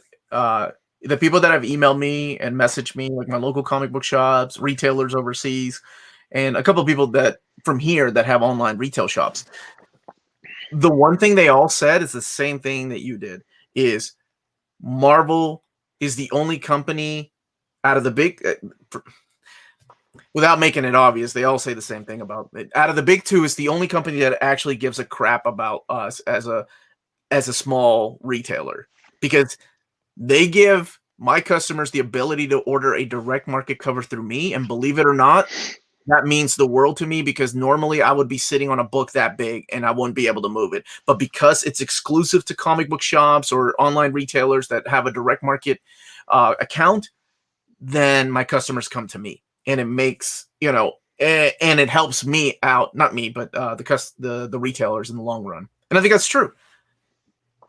So I hope they don't get rid of it. Like I said, I don't know 100%. I haven't heard otherwise, but I think they do. In the end, they do care about comic book stores. They're a big push of the let me say too, like Penguin cares as well. So you've been dealing with Penguin already. I've been dealing with Penguin for a year, and they are still learning how to service comic shops, but they want to learn and they want to improve. I have a very good relationship with people there who not only listen to my I don't want to say advice, but recommendations or frustrations or whatever. They ask me, what could DC be doing to sell more books? And I have a lot of thoughts on that. I think most of us do. So like I said, I've said it already. I am nervous, but I think it's going to be a positive. And I think that this, based on all my experience with Penguin so far, while there may be growing pains, I believe that they want to do this right, and they want to help shops succeed and sell books. That is really the main thing. Like, there's pros and cons to every distributor. So I won't even bother. I'm not gonna like trash anyone or get into it. Like all three distributors that we use, there's pros and cons. But I think that Penguin is showing me that they are the most committed to rectifying issues and being proactive about solving problems. That's good news, right? It is. So I'm gonna go ahead and talk about things that I know you don't know the answer to, and I know you want to, let other. But it has to be asked. It has to be asked, because it's something as a consumer I'm concerned about. Is what about what happens to the discounts? Are the discounts going to stay the same? And there's no, I don't think there's a way for you to know yet, because like said website that broke the news about things also revealed exactly how much the discounts are at Penguin Random House. So everybody now that goes there knows how much Penguin Random House gives retailers, but they also don't know how much Diamond was giving at how much of a discount Diamond gave. So people are still like, well, like, this sounds good to me. That means the discounts have to stay the same. So as a retailer, that's a little stressful, because from a consumer's point of view, is like, hey, I want as many books as I can get. So I'm going to use, the discount that I'm given, and I hope it stays the same, because that could mean the difference between 3 or 4 books to 1 or 2 books for some people. So Well, what do you think right now? Like, and I know it's difficult to look at the math because it's impossible to know, but like, what do you? I know you've been asked those questions. Well, I can't say things that are too specific because I might get in trouble for that. I'm not sure what the rules are, but Yeah. I will say, on a broad thing, just about said site revealing this information. I think what's great about the comics industry is how small it is, and how the readers are invested in and know a lot about how the business works. And I'm telling you guys about it right now, so I don't have a problem with that. But sometimes it causes issues. Like there's some things that can be taken out of context, or and if you're just a reader seeing something about a discount on a website, you don't necessarily know what that means for the retailer and what the actual costs are. So sometimes I wish there were some things that were just kept a little more private or within the industry. But in regards to that, it's hard to answer because there's different circumstances. The actual discount number is lower, but there's other factors that are involved, like freight and stuff like that. And I know that they're still working on it. Like I said, I'm in contact with them, and there are things being worked on to mitigate these factors. I don't know what's going to happen. So yeah, I don't have a definitive answer at all, but I don't think that the discount will have to change significantly, or maybe at all. We'll have to see. There's a long time till October, and all this stuff is just starting right now. That's what will be better is, I think we'll get restocks faster.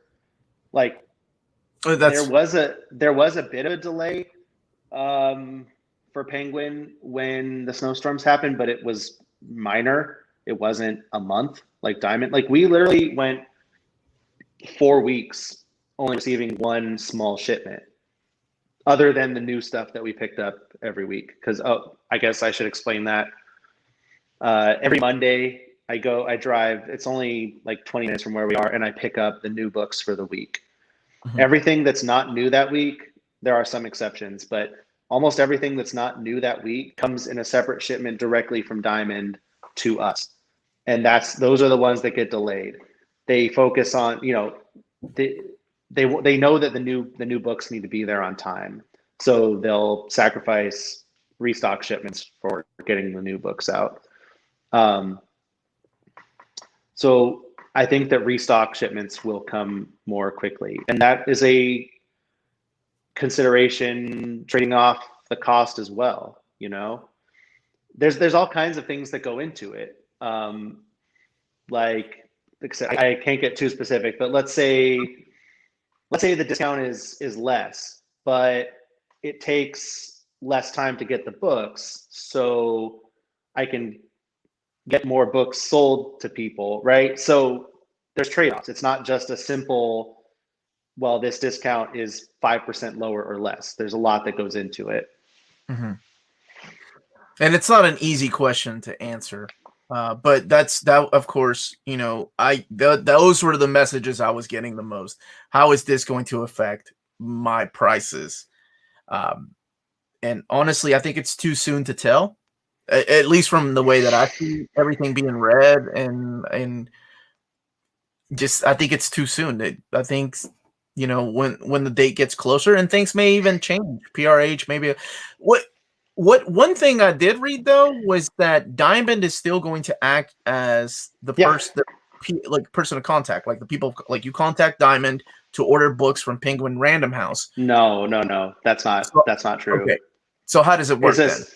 Diamond will also be still selling directly to shops, but I think I mentioned this earlier. They are going to be acting as a wholesaler versus a distributor. So here's the difference as far as I understand it, and I'm not an expert, but this is how I understand it. Penguin and Diamond and Lunar, Mm-hmm. they don't own those books. They warehouse the books for the publishers and take a cut of the sales for that service, for the warehouse, and ship them. So all these Marvel books sitting in Diamond's warehouse, Diamond does not own those. Marvel owns that product.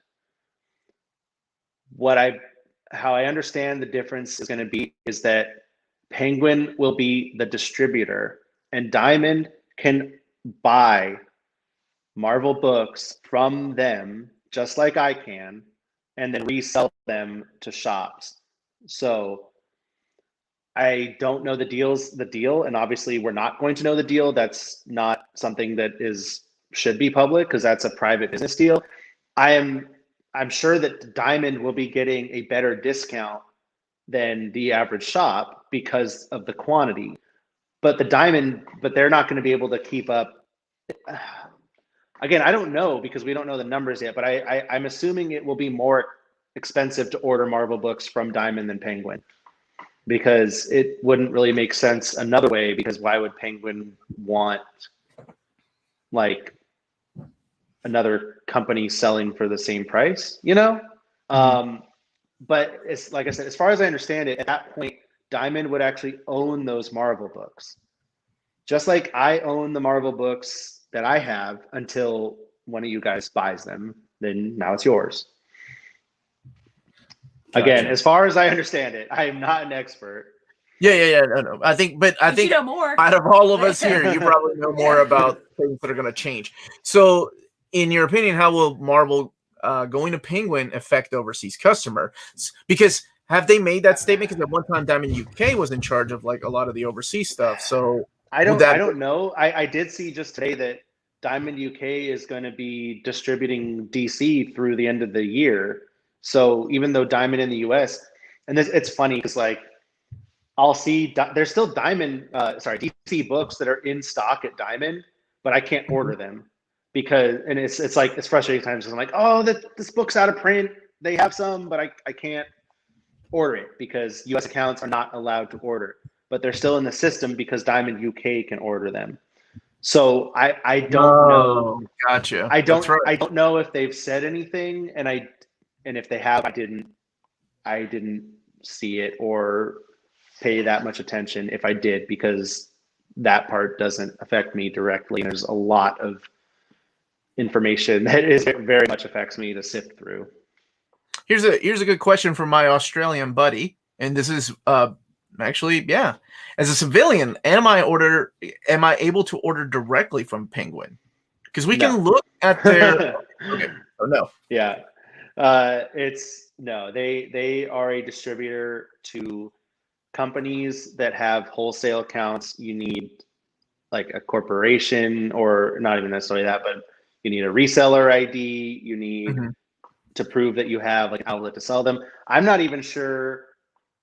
You might be able to like have an eBay account and get a reseller thing. I'm not sure.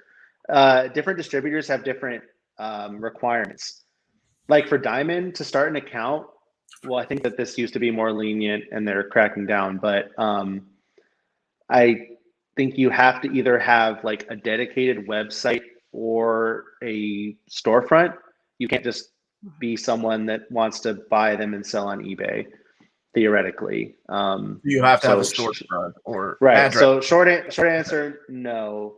You consumers can't buy directly from Penguin. Gotcha. Okay.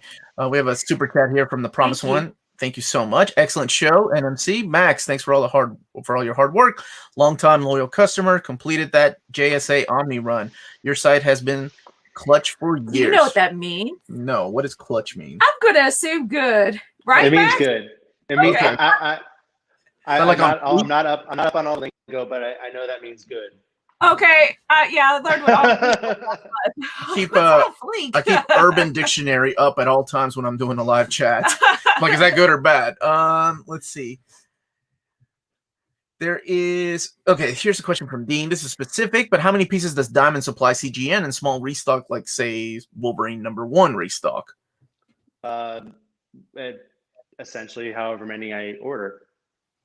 And then they run out, right? Like they run out, right. and that's it. Right. Yeah. And we can see to a certain extent how many they have, and that will affect how many I order. Like if I think, oh, there's plenty, this is gonna be available for a while, then no worries. If there's like 5 left, then I just want to grab all 5 of them, right?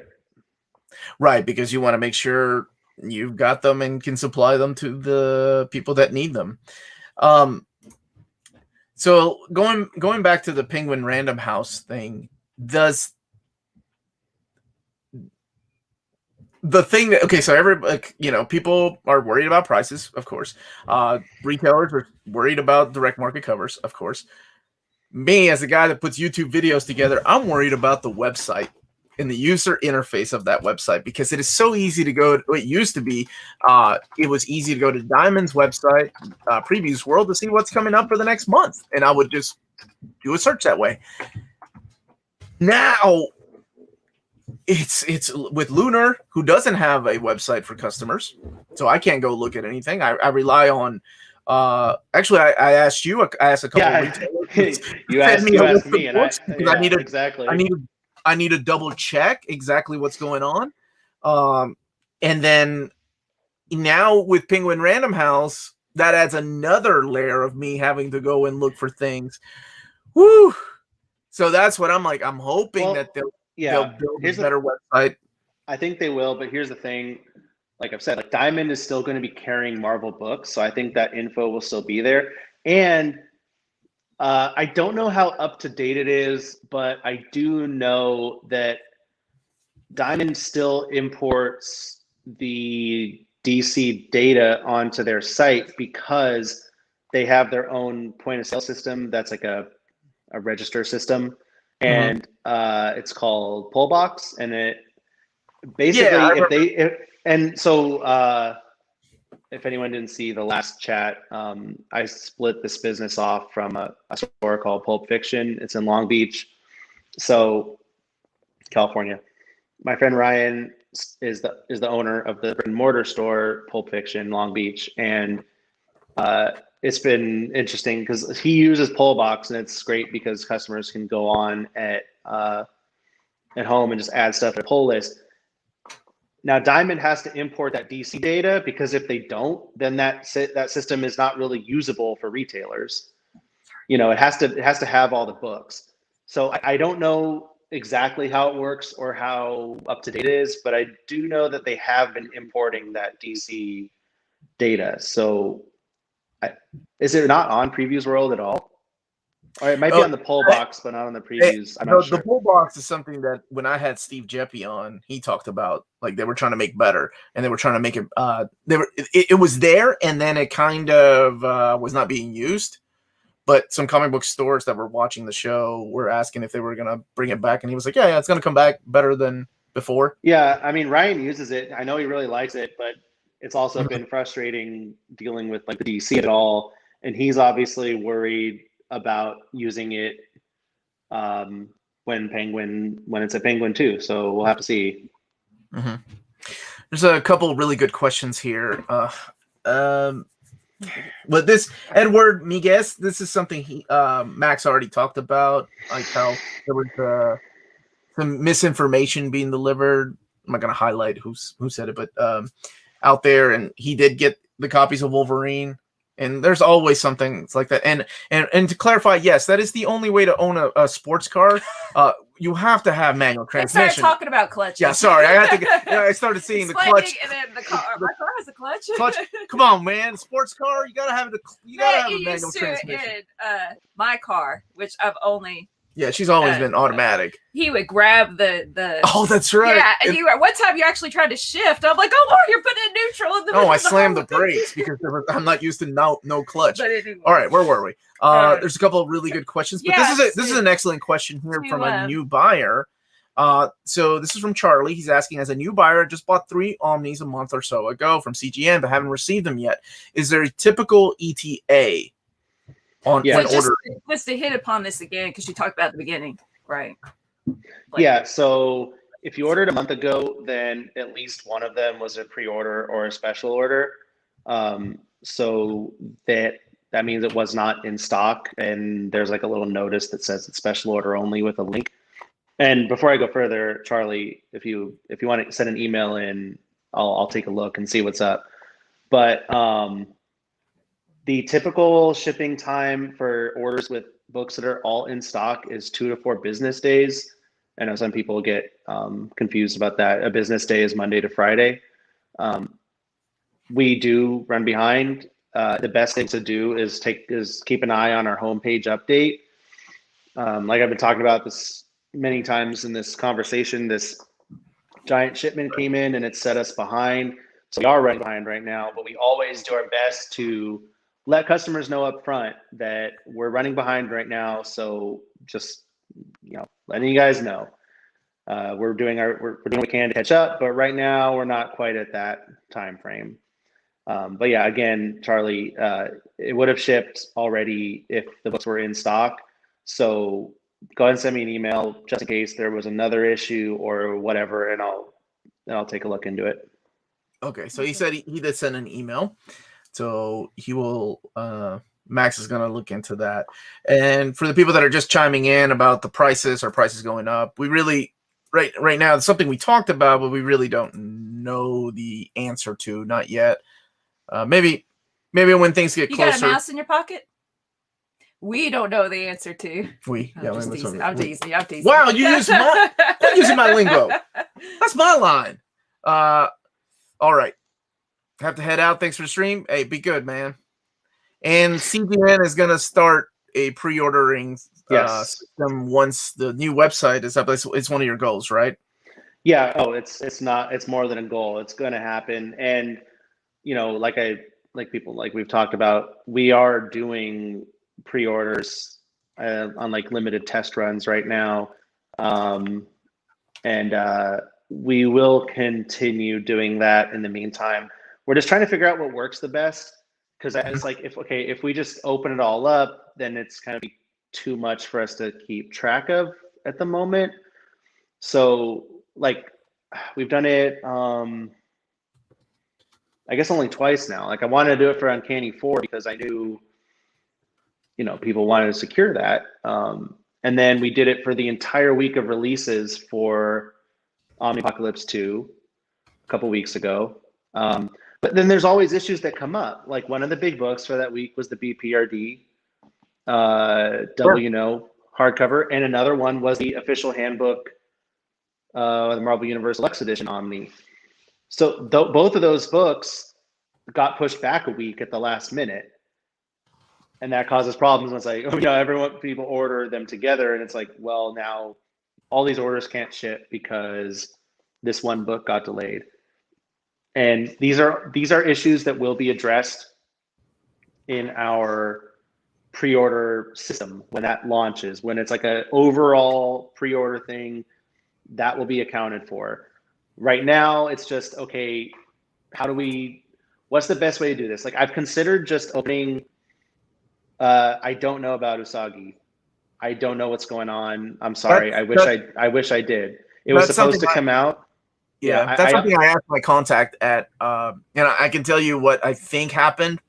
That's something that I asked my contact at Dark Horse because I've been getting so many messages about this. It was, and it's not just cheap graphic novels. I don't think anybody else got it except the book market. It seems like a couple of different places. Well, got some copies of it. I don't know because. But Dark Horse recently has had a tendency to sell more of their books to the book market when it comes to shipped. Yeah, it hasn't shipped from Penguin though yet is the thing, because I have some on order with them as well. I'm looking it up right now. They have like the release date listed as. While you're looking that up, just to let you know, some more support at CNSSA4 is definitely excited for the pre-order system. A couple other people are. And Michael wanted to thank you for reaching out to customers and explaining to them about these orders. You are welcome. Thank you. If this is the same Max that answers the emails, he is awesome. He is. It is. It is me. So according to Penguin, the on sale date for Usagi is not till April 6th. So it remains to be seen what will happen and if I'll get any of the copies I ordered from them, if I'll end up getting any of the copies I ordered from Diamond. And I can tell you right now, it's going to be an issue with Volume 9 as well. So everyone hold on to your butts.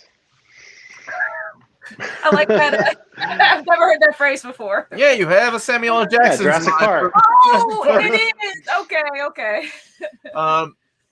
So to me, it seems like Dark Horse has been sending out more of their copies to the book market because yes, I don't know if this is true or not, but it seems like they make more money in the book market than they do the direct market, so they need to treat the book market people better, even though the book market means places like Amazon, so your book is not going to come in the shape that you think it's going to come in sometimes, not all the time.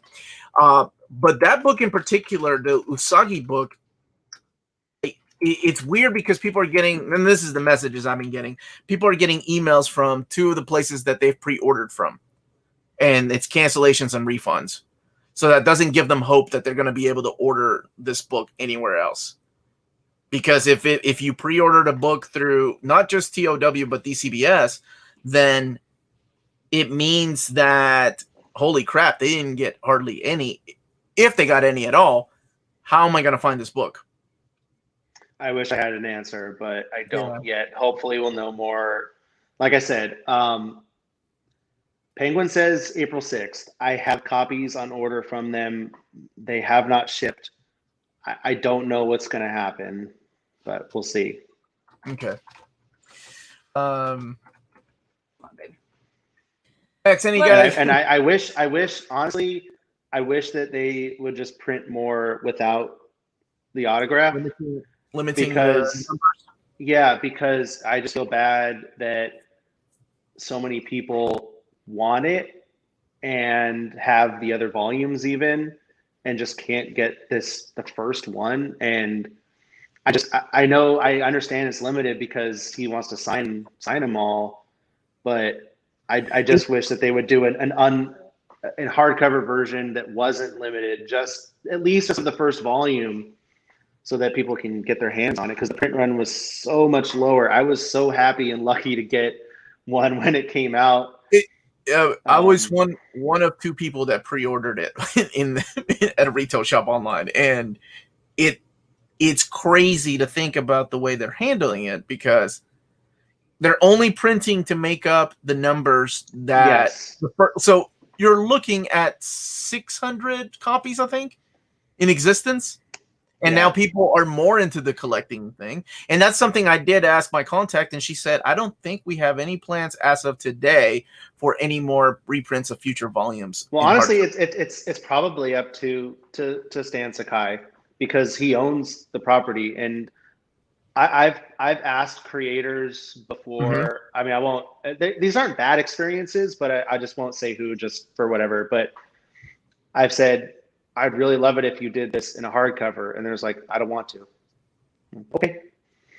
Man. So there are only people, as you know, that only get books in hardcover format. Like, well, yeah. And like, only format. that And people I guess get. I'll say this because I'm not mad at this person, and I don't think it's a problem. But when the Southern Bastards hardcover came out, I sent like a DM, or maybe it was a tweet to Jason Latour, or maybe I sent to both Jasons and was like, will we get like oversized versions later? And he just straight up said, it's not drawn for oversized art, so no. Like, okay, cool. At least we know, you know. You hit upon this earlier, and I've been answering people's questions about Yeah, shipping. short answer, yes. What? Short answer, answer, yes. Okay. But I was like, I'll just come back to you and let you answer it. Also, I don't want to get anything wrong. I told D-Rock, he was asking about combining books to lower the cost of shipping, like if you have a special order. And you said earlier, yes, correct? You do that. If you, like, for instance, now I'll say, like, sometimes it's not possible, but most of the time it is. Like, like I said earlier, if you have multiple orders waiting for special ordered books, and you just email in and ask, I will combine the in-stock books together and ship them now or then, and then create a second shipment from all of the special orders later. Or also, let's say you have one waiting for special orders and you want to order a new book, and you're like, hey, can you throw in the in-stock books in this order? Sure, that's fine. As long as I see the email in time to do it, I'm happy to do it. It honestly, it helps us too, because then we can clear the space out, you know? I made a joke earlier. Your warehouse sounds like Omar's basement. I mean, our basement. Why did I say your basement? No, You're the one, you said it right. It's my basement. Okay, so here's something that I don't think a lot of people understand too, and I think you can help me explain how this works, because Amazon pre-orders are a lot different than direct market pre-orders. Direct market pre-orders, they have a final cutoff date. And then and we'll use Marvel as an example. Marvel sees the numbers and they're like, oh, okay, that's how many pre-orders came in, and I have no idea how many more they print. Amazon pre-orders is different because they don't really order books. Like they order a set number based on an algorithm. They don't take into consideration how many pre-orders they actually got. And anybody that collects toys knows exactly what I'm talking about. Anybody that collects hardcover editions of comics knows exactly what I'm talking about. Just because you hit pre-order on Amazon does not guarantee you get a copy of that book or that toy, because they base it on an algorithm, not for every button that is clicked for pre-order. So there's this whole misconception that, well, I pre-ordered through Amazon, I'm going to get my book. No, that's not the way it works. It's safer to order through the direct market, even though cancellations happens from time to time, than it is from the book market like Amazon, because they have already pre-ordered the number of, let's say, Wolverine Omnibus Volume 2. They've already put that number in. Doesn't matter if you hit pre-order tomorrow, they're going to get the exact same copies, whether you hit pre-order tomorrow or you did like 2 months ago. Doesn't matter. Yeah, and I got a little bit more insight into this recently with a toy distributor that I was like looking into. And they were explaining that they put in separate, this might be how Amazon works to a level, I'm not sure. They put in like separate purchase orders. So they might be like, okay, on May 1st, we're going to put in a purchase order to the manufacturer for 1,000 copies. And then later they might be like, okay, we're going to put an order for 500 copies. But the further down that line you get, the less likely you are to get. Now, it doesn't mean that there's not still a good chance you'll get it, but just the later you do it and the further down that line you get, the odds increase that there could be an issue with the supply. Because sometimes, like, the company might be like, yeah, we just, the numbers don't make sense to make anymore. So that's it, you know? So yeah, people are, well, they're using the example of, and I know you got to get going, you're a busy guy, of X of Swords, 10 of Swords, as from pre-ordering from Amazon. I'm not saying you're not going to get your book. I'm just saying they had already ordered the numbers of X of Swords hardcover before you even put that pre-order in. They use a different algorithm than the direct market does. That you could very well still get your book, and I think it's still available for pre-order. But just in case, that's something that may happen to your order, because it's happened to me a lot. It's happened to a lot of us that have, put a pre-order in through Amazon, and then we get that email like, here's your refund, or sorry, this item has been canceled by the publisher. We don't expect any more copies. And that's the dreaded email we all don't want to see. Is it like the blue screen of death? No, it's nothing like that. Same thing anymore? No, it's not. I don't even know if there's a thing like that. Can you explain the pick, scan, package process? Is there a staging area, Max? Sure. We don't have scans yet. I know a lot. Sometimes customers write in and they think that because the order status hasn't changed, that we haven't done anything with the order, and that's not true. It's just the system that we have right now. Like I said, we're developing a whole new system, moving to a new website, but what the infrastructure we have now, we don't have the capability of saying on the website, these books are here and these aren't. That's just not, we can't do it right now. It's not possible. But unless there's a mistake, which happens sometimes, if a book shows as in stock when you order it, it's for you. If it's still on the shelf, cool. But if not, so what we do is we'll basically print up a list of like every book that was ordered on a specific day or something like that. We'll go around and we'll pick all those books. We'll set them up in a separate place. Then we'll go through with the actual invoices for each order, and we'll pull those books. We'll separate them into, these are small orders that go to these packers, and these are big orders that go to these packers, and then these are waiting for special orders. We take notes of what books we don't have so that we can make sure that they are on order, or and the books we don't have are ones that were marked as special order when they ordered. There might be, like I said, there could be an exception where the inventory is off by one or something. And if that happens, I'll email people as soon as I know, like, hey, it said this, I know it said we have this, but we don't, but more are going to be here on this date. Do you want to, wait or cancel? Whatever, it's up to you guys. And that's how it goes. And then we have a whole bunch of, we keep the pending orders in magazine boxes, because those fit most books, just not like absolutes, and they're just sitting there in chronological order. So when we get shipments, we have a list of all of the books that are for special orders and what order they go to. We go through that list, we pull the books from the shipment, and then we look, and our little spreadsheet tells us which orders are now complete. We'll go and complete those orders, get them shipped out, and then the rest of the books, those orders still need other books that haven't come in yet, so those just go set aside so that they're ready to go when that order is complete. Okay. Maybe that made sense. I don't know. No, I think visually, I think it made sense in my head. So we have a few more questions, but I think we've kept you long enough. Longer than our Saturday live chat. I'm gonna get emails like, you have time. Yeah, to talk to me. Rodriguez was talking about how he's like, as soon as you get off here, there's gonna be a bunch of emails like, hey man, I heard you answered emails in like 2 days time. What's up with that? No, 2 to 4 days. 2 to 4 days. Yeah. It's 4.5 days. Where's my email at, Max?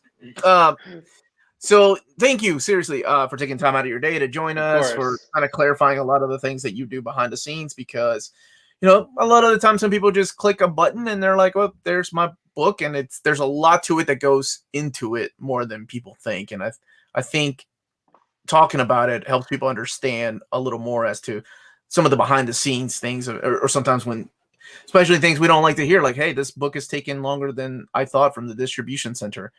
And, maybe now people have a clearer understanding. So what was your question? You had a question. Oh, to end with. Sure. What was your question? Okay.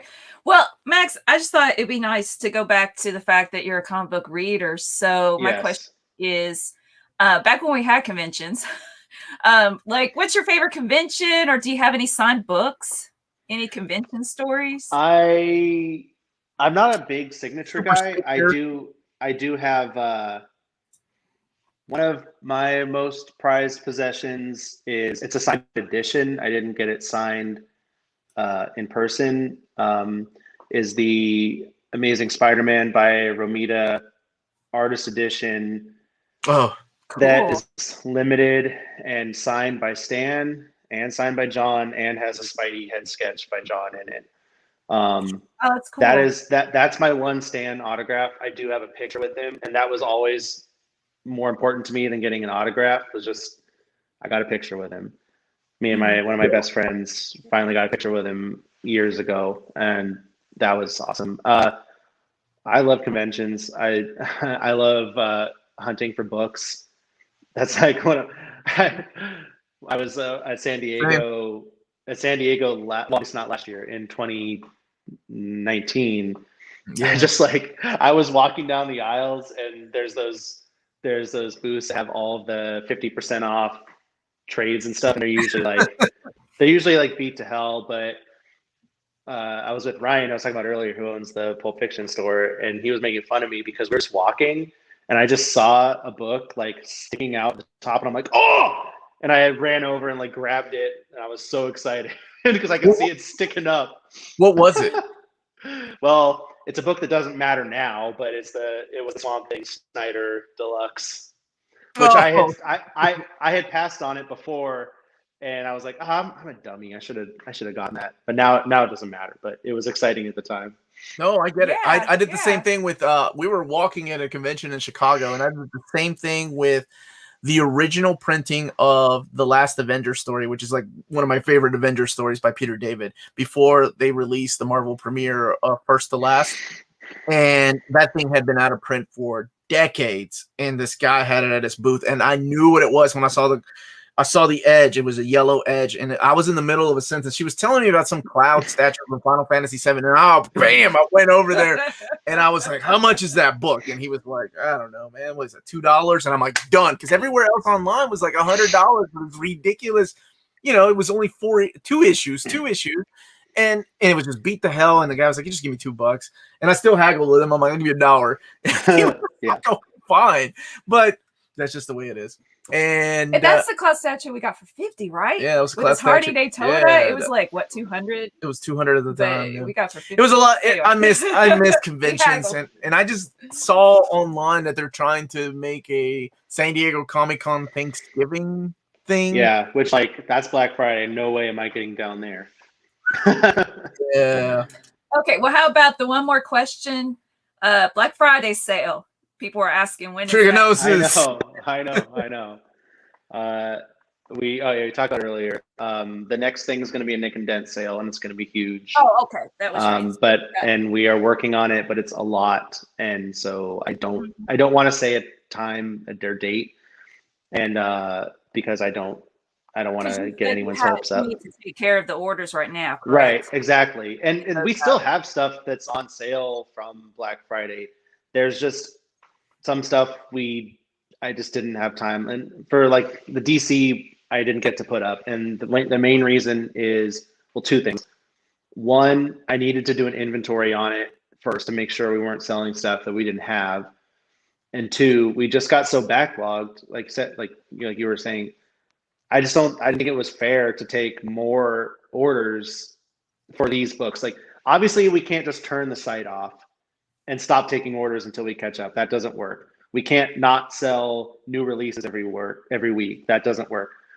But I can hold sales back, and I think that's fair for the people that are waiting on their orders to ship.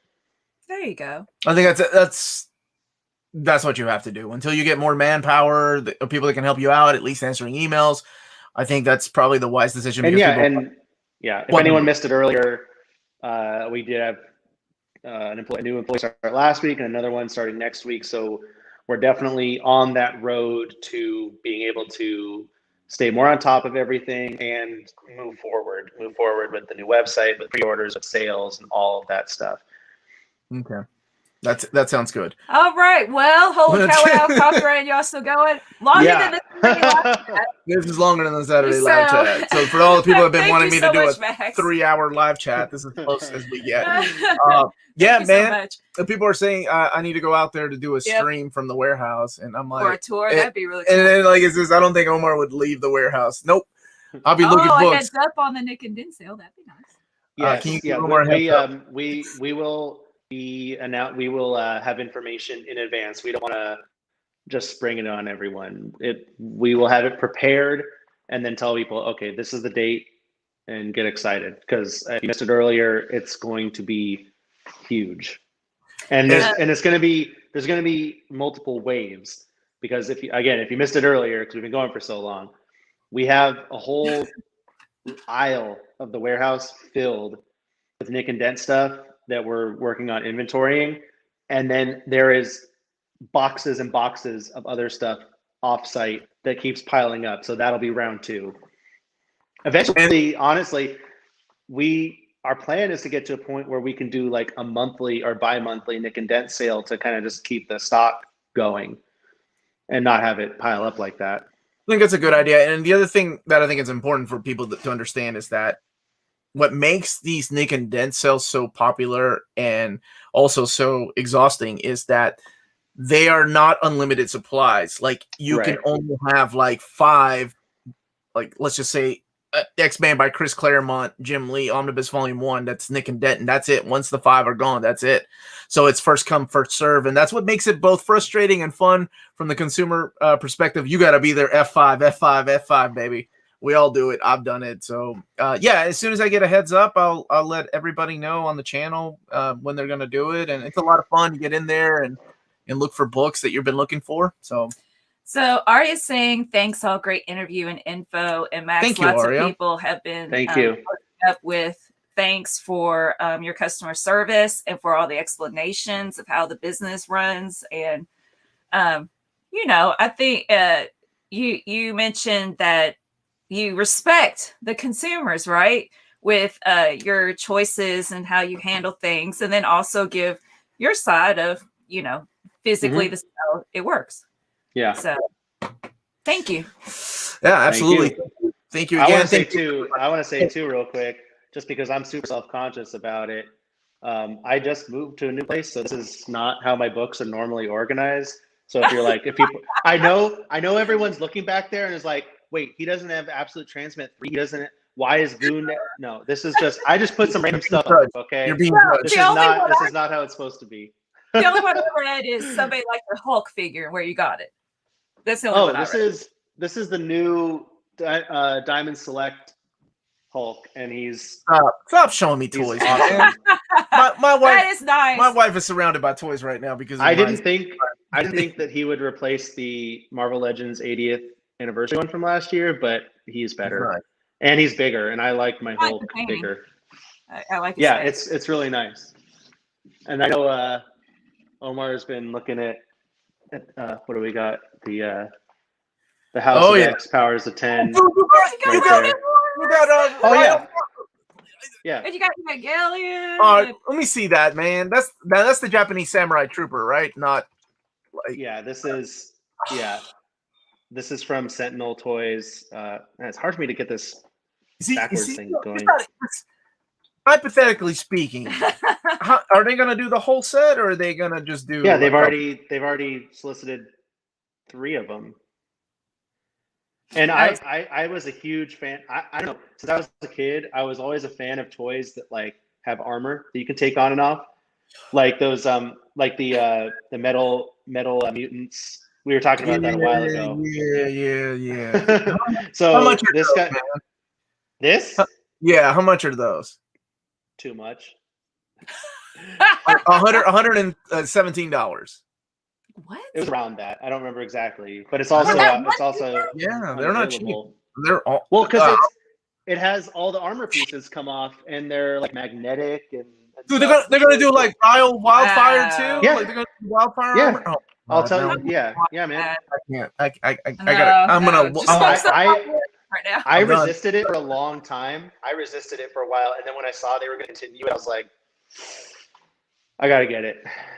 Yeah, dude. If they're doing, oh man, and then they're gonna do like all the other characters too, like all the villains, or are they doing the I don't main know. character? Oh my gosh, I got So far, just three of the heroes. All right. All right, 20 minutes later. Now it's time to go. Yeah. All Okay. Yeah. We should go. Now I need a damn budget meeting for my toys. That's what I need. That's what Dream Eater said. Dang it. Okay. Thank you again, Max. Thank you Yeah, everybody thank for you. joining us. Don't forget to hit that like button. Check out Max. This episode is sponsored by cheapgraphicnovels.com. Yeah.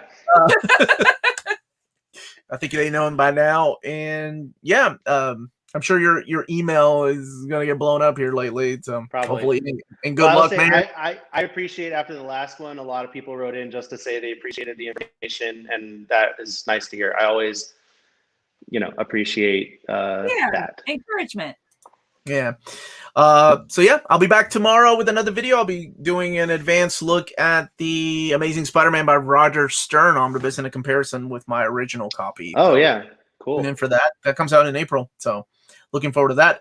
Everybody stay healthy, stay safe out there. Don't forget to check out our spread shop too, which we don't have any shirts from today, but check it out. Patreon. You all know.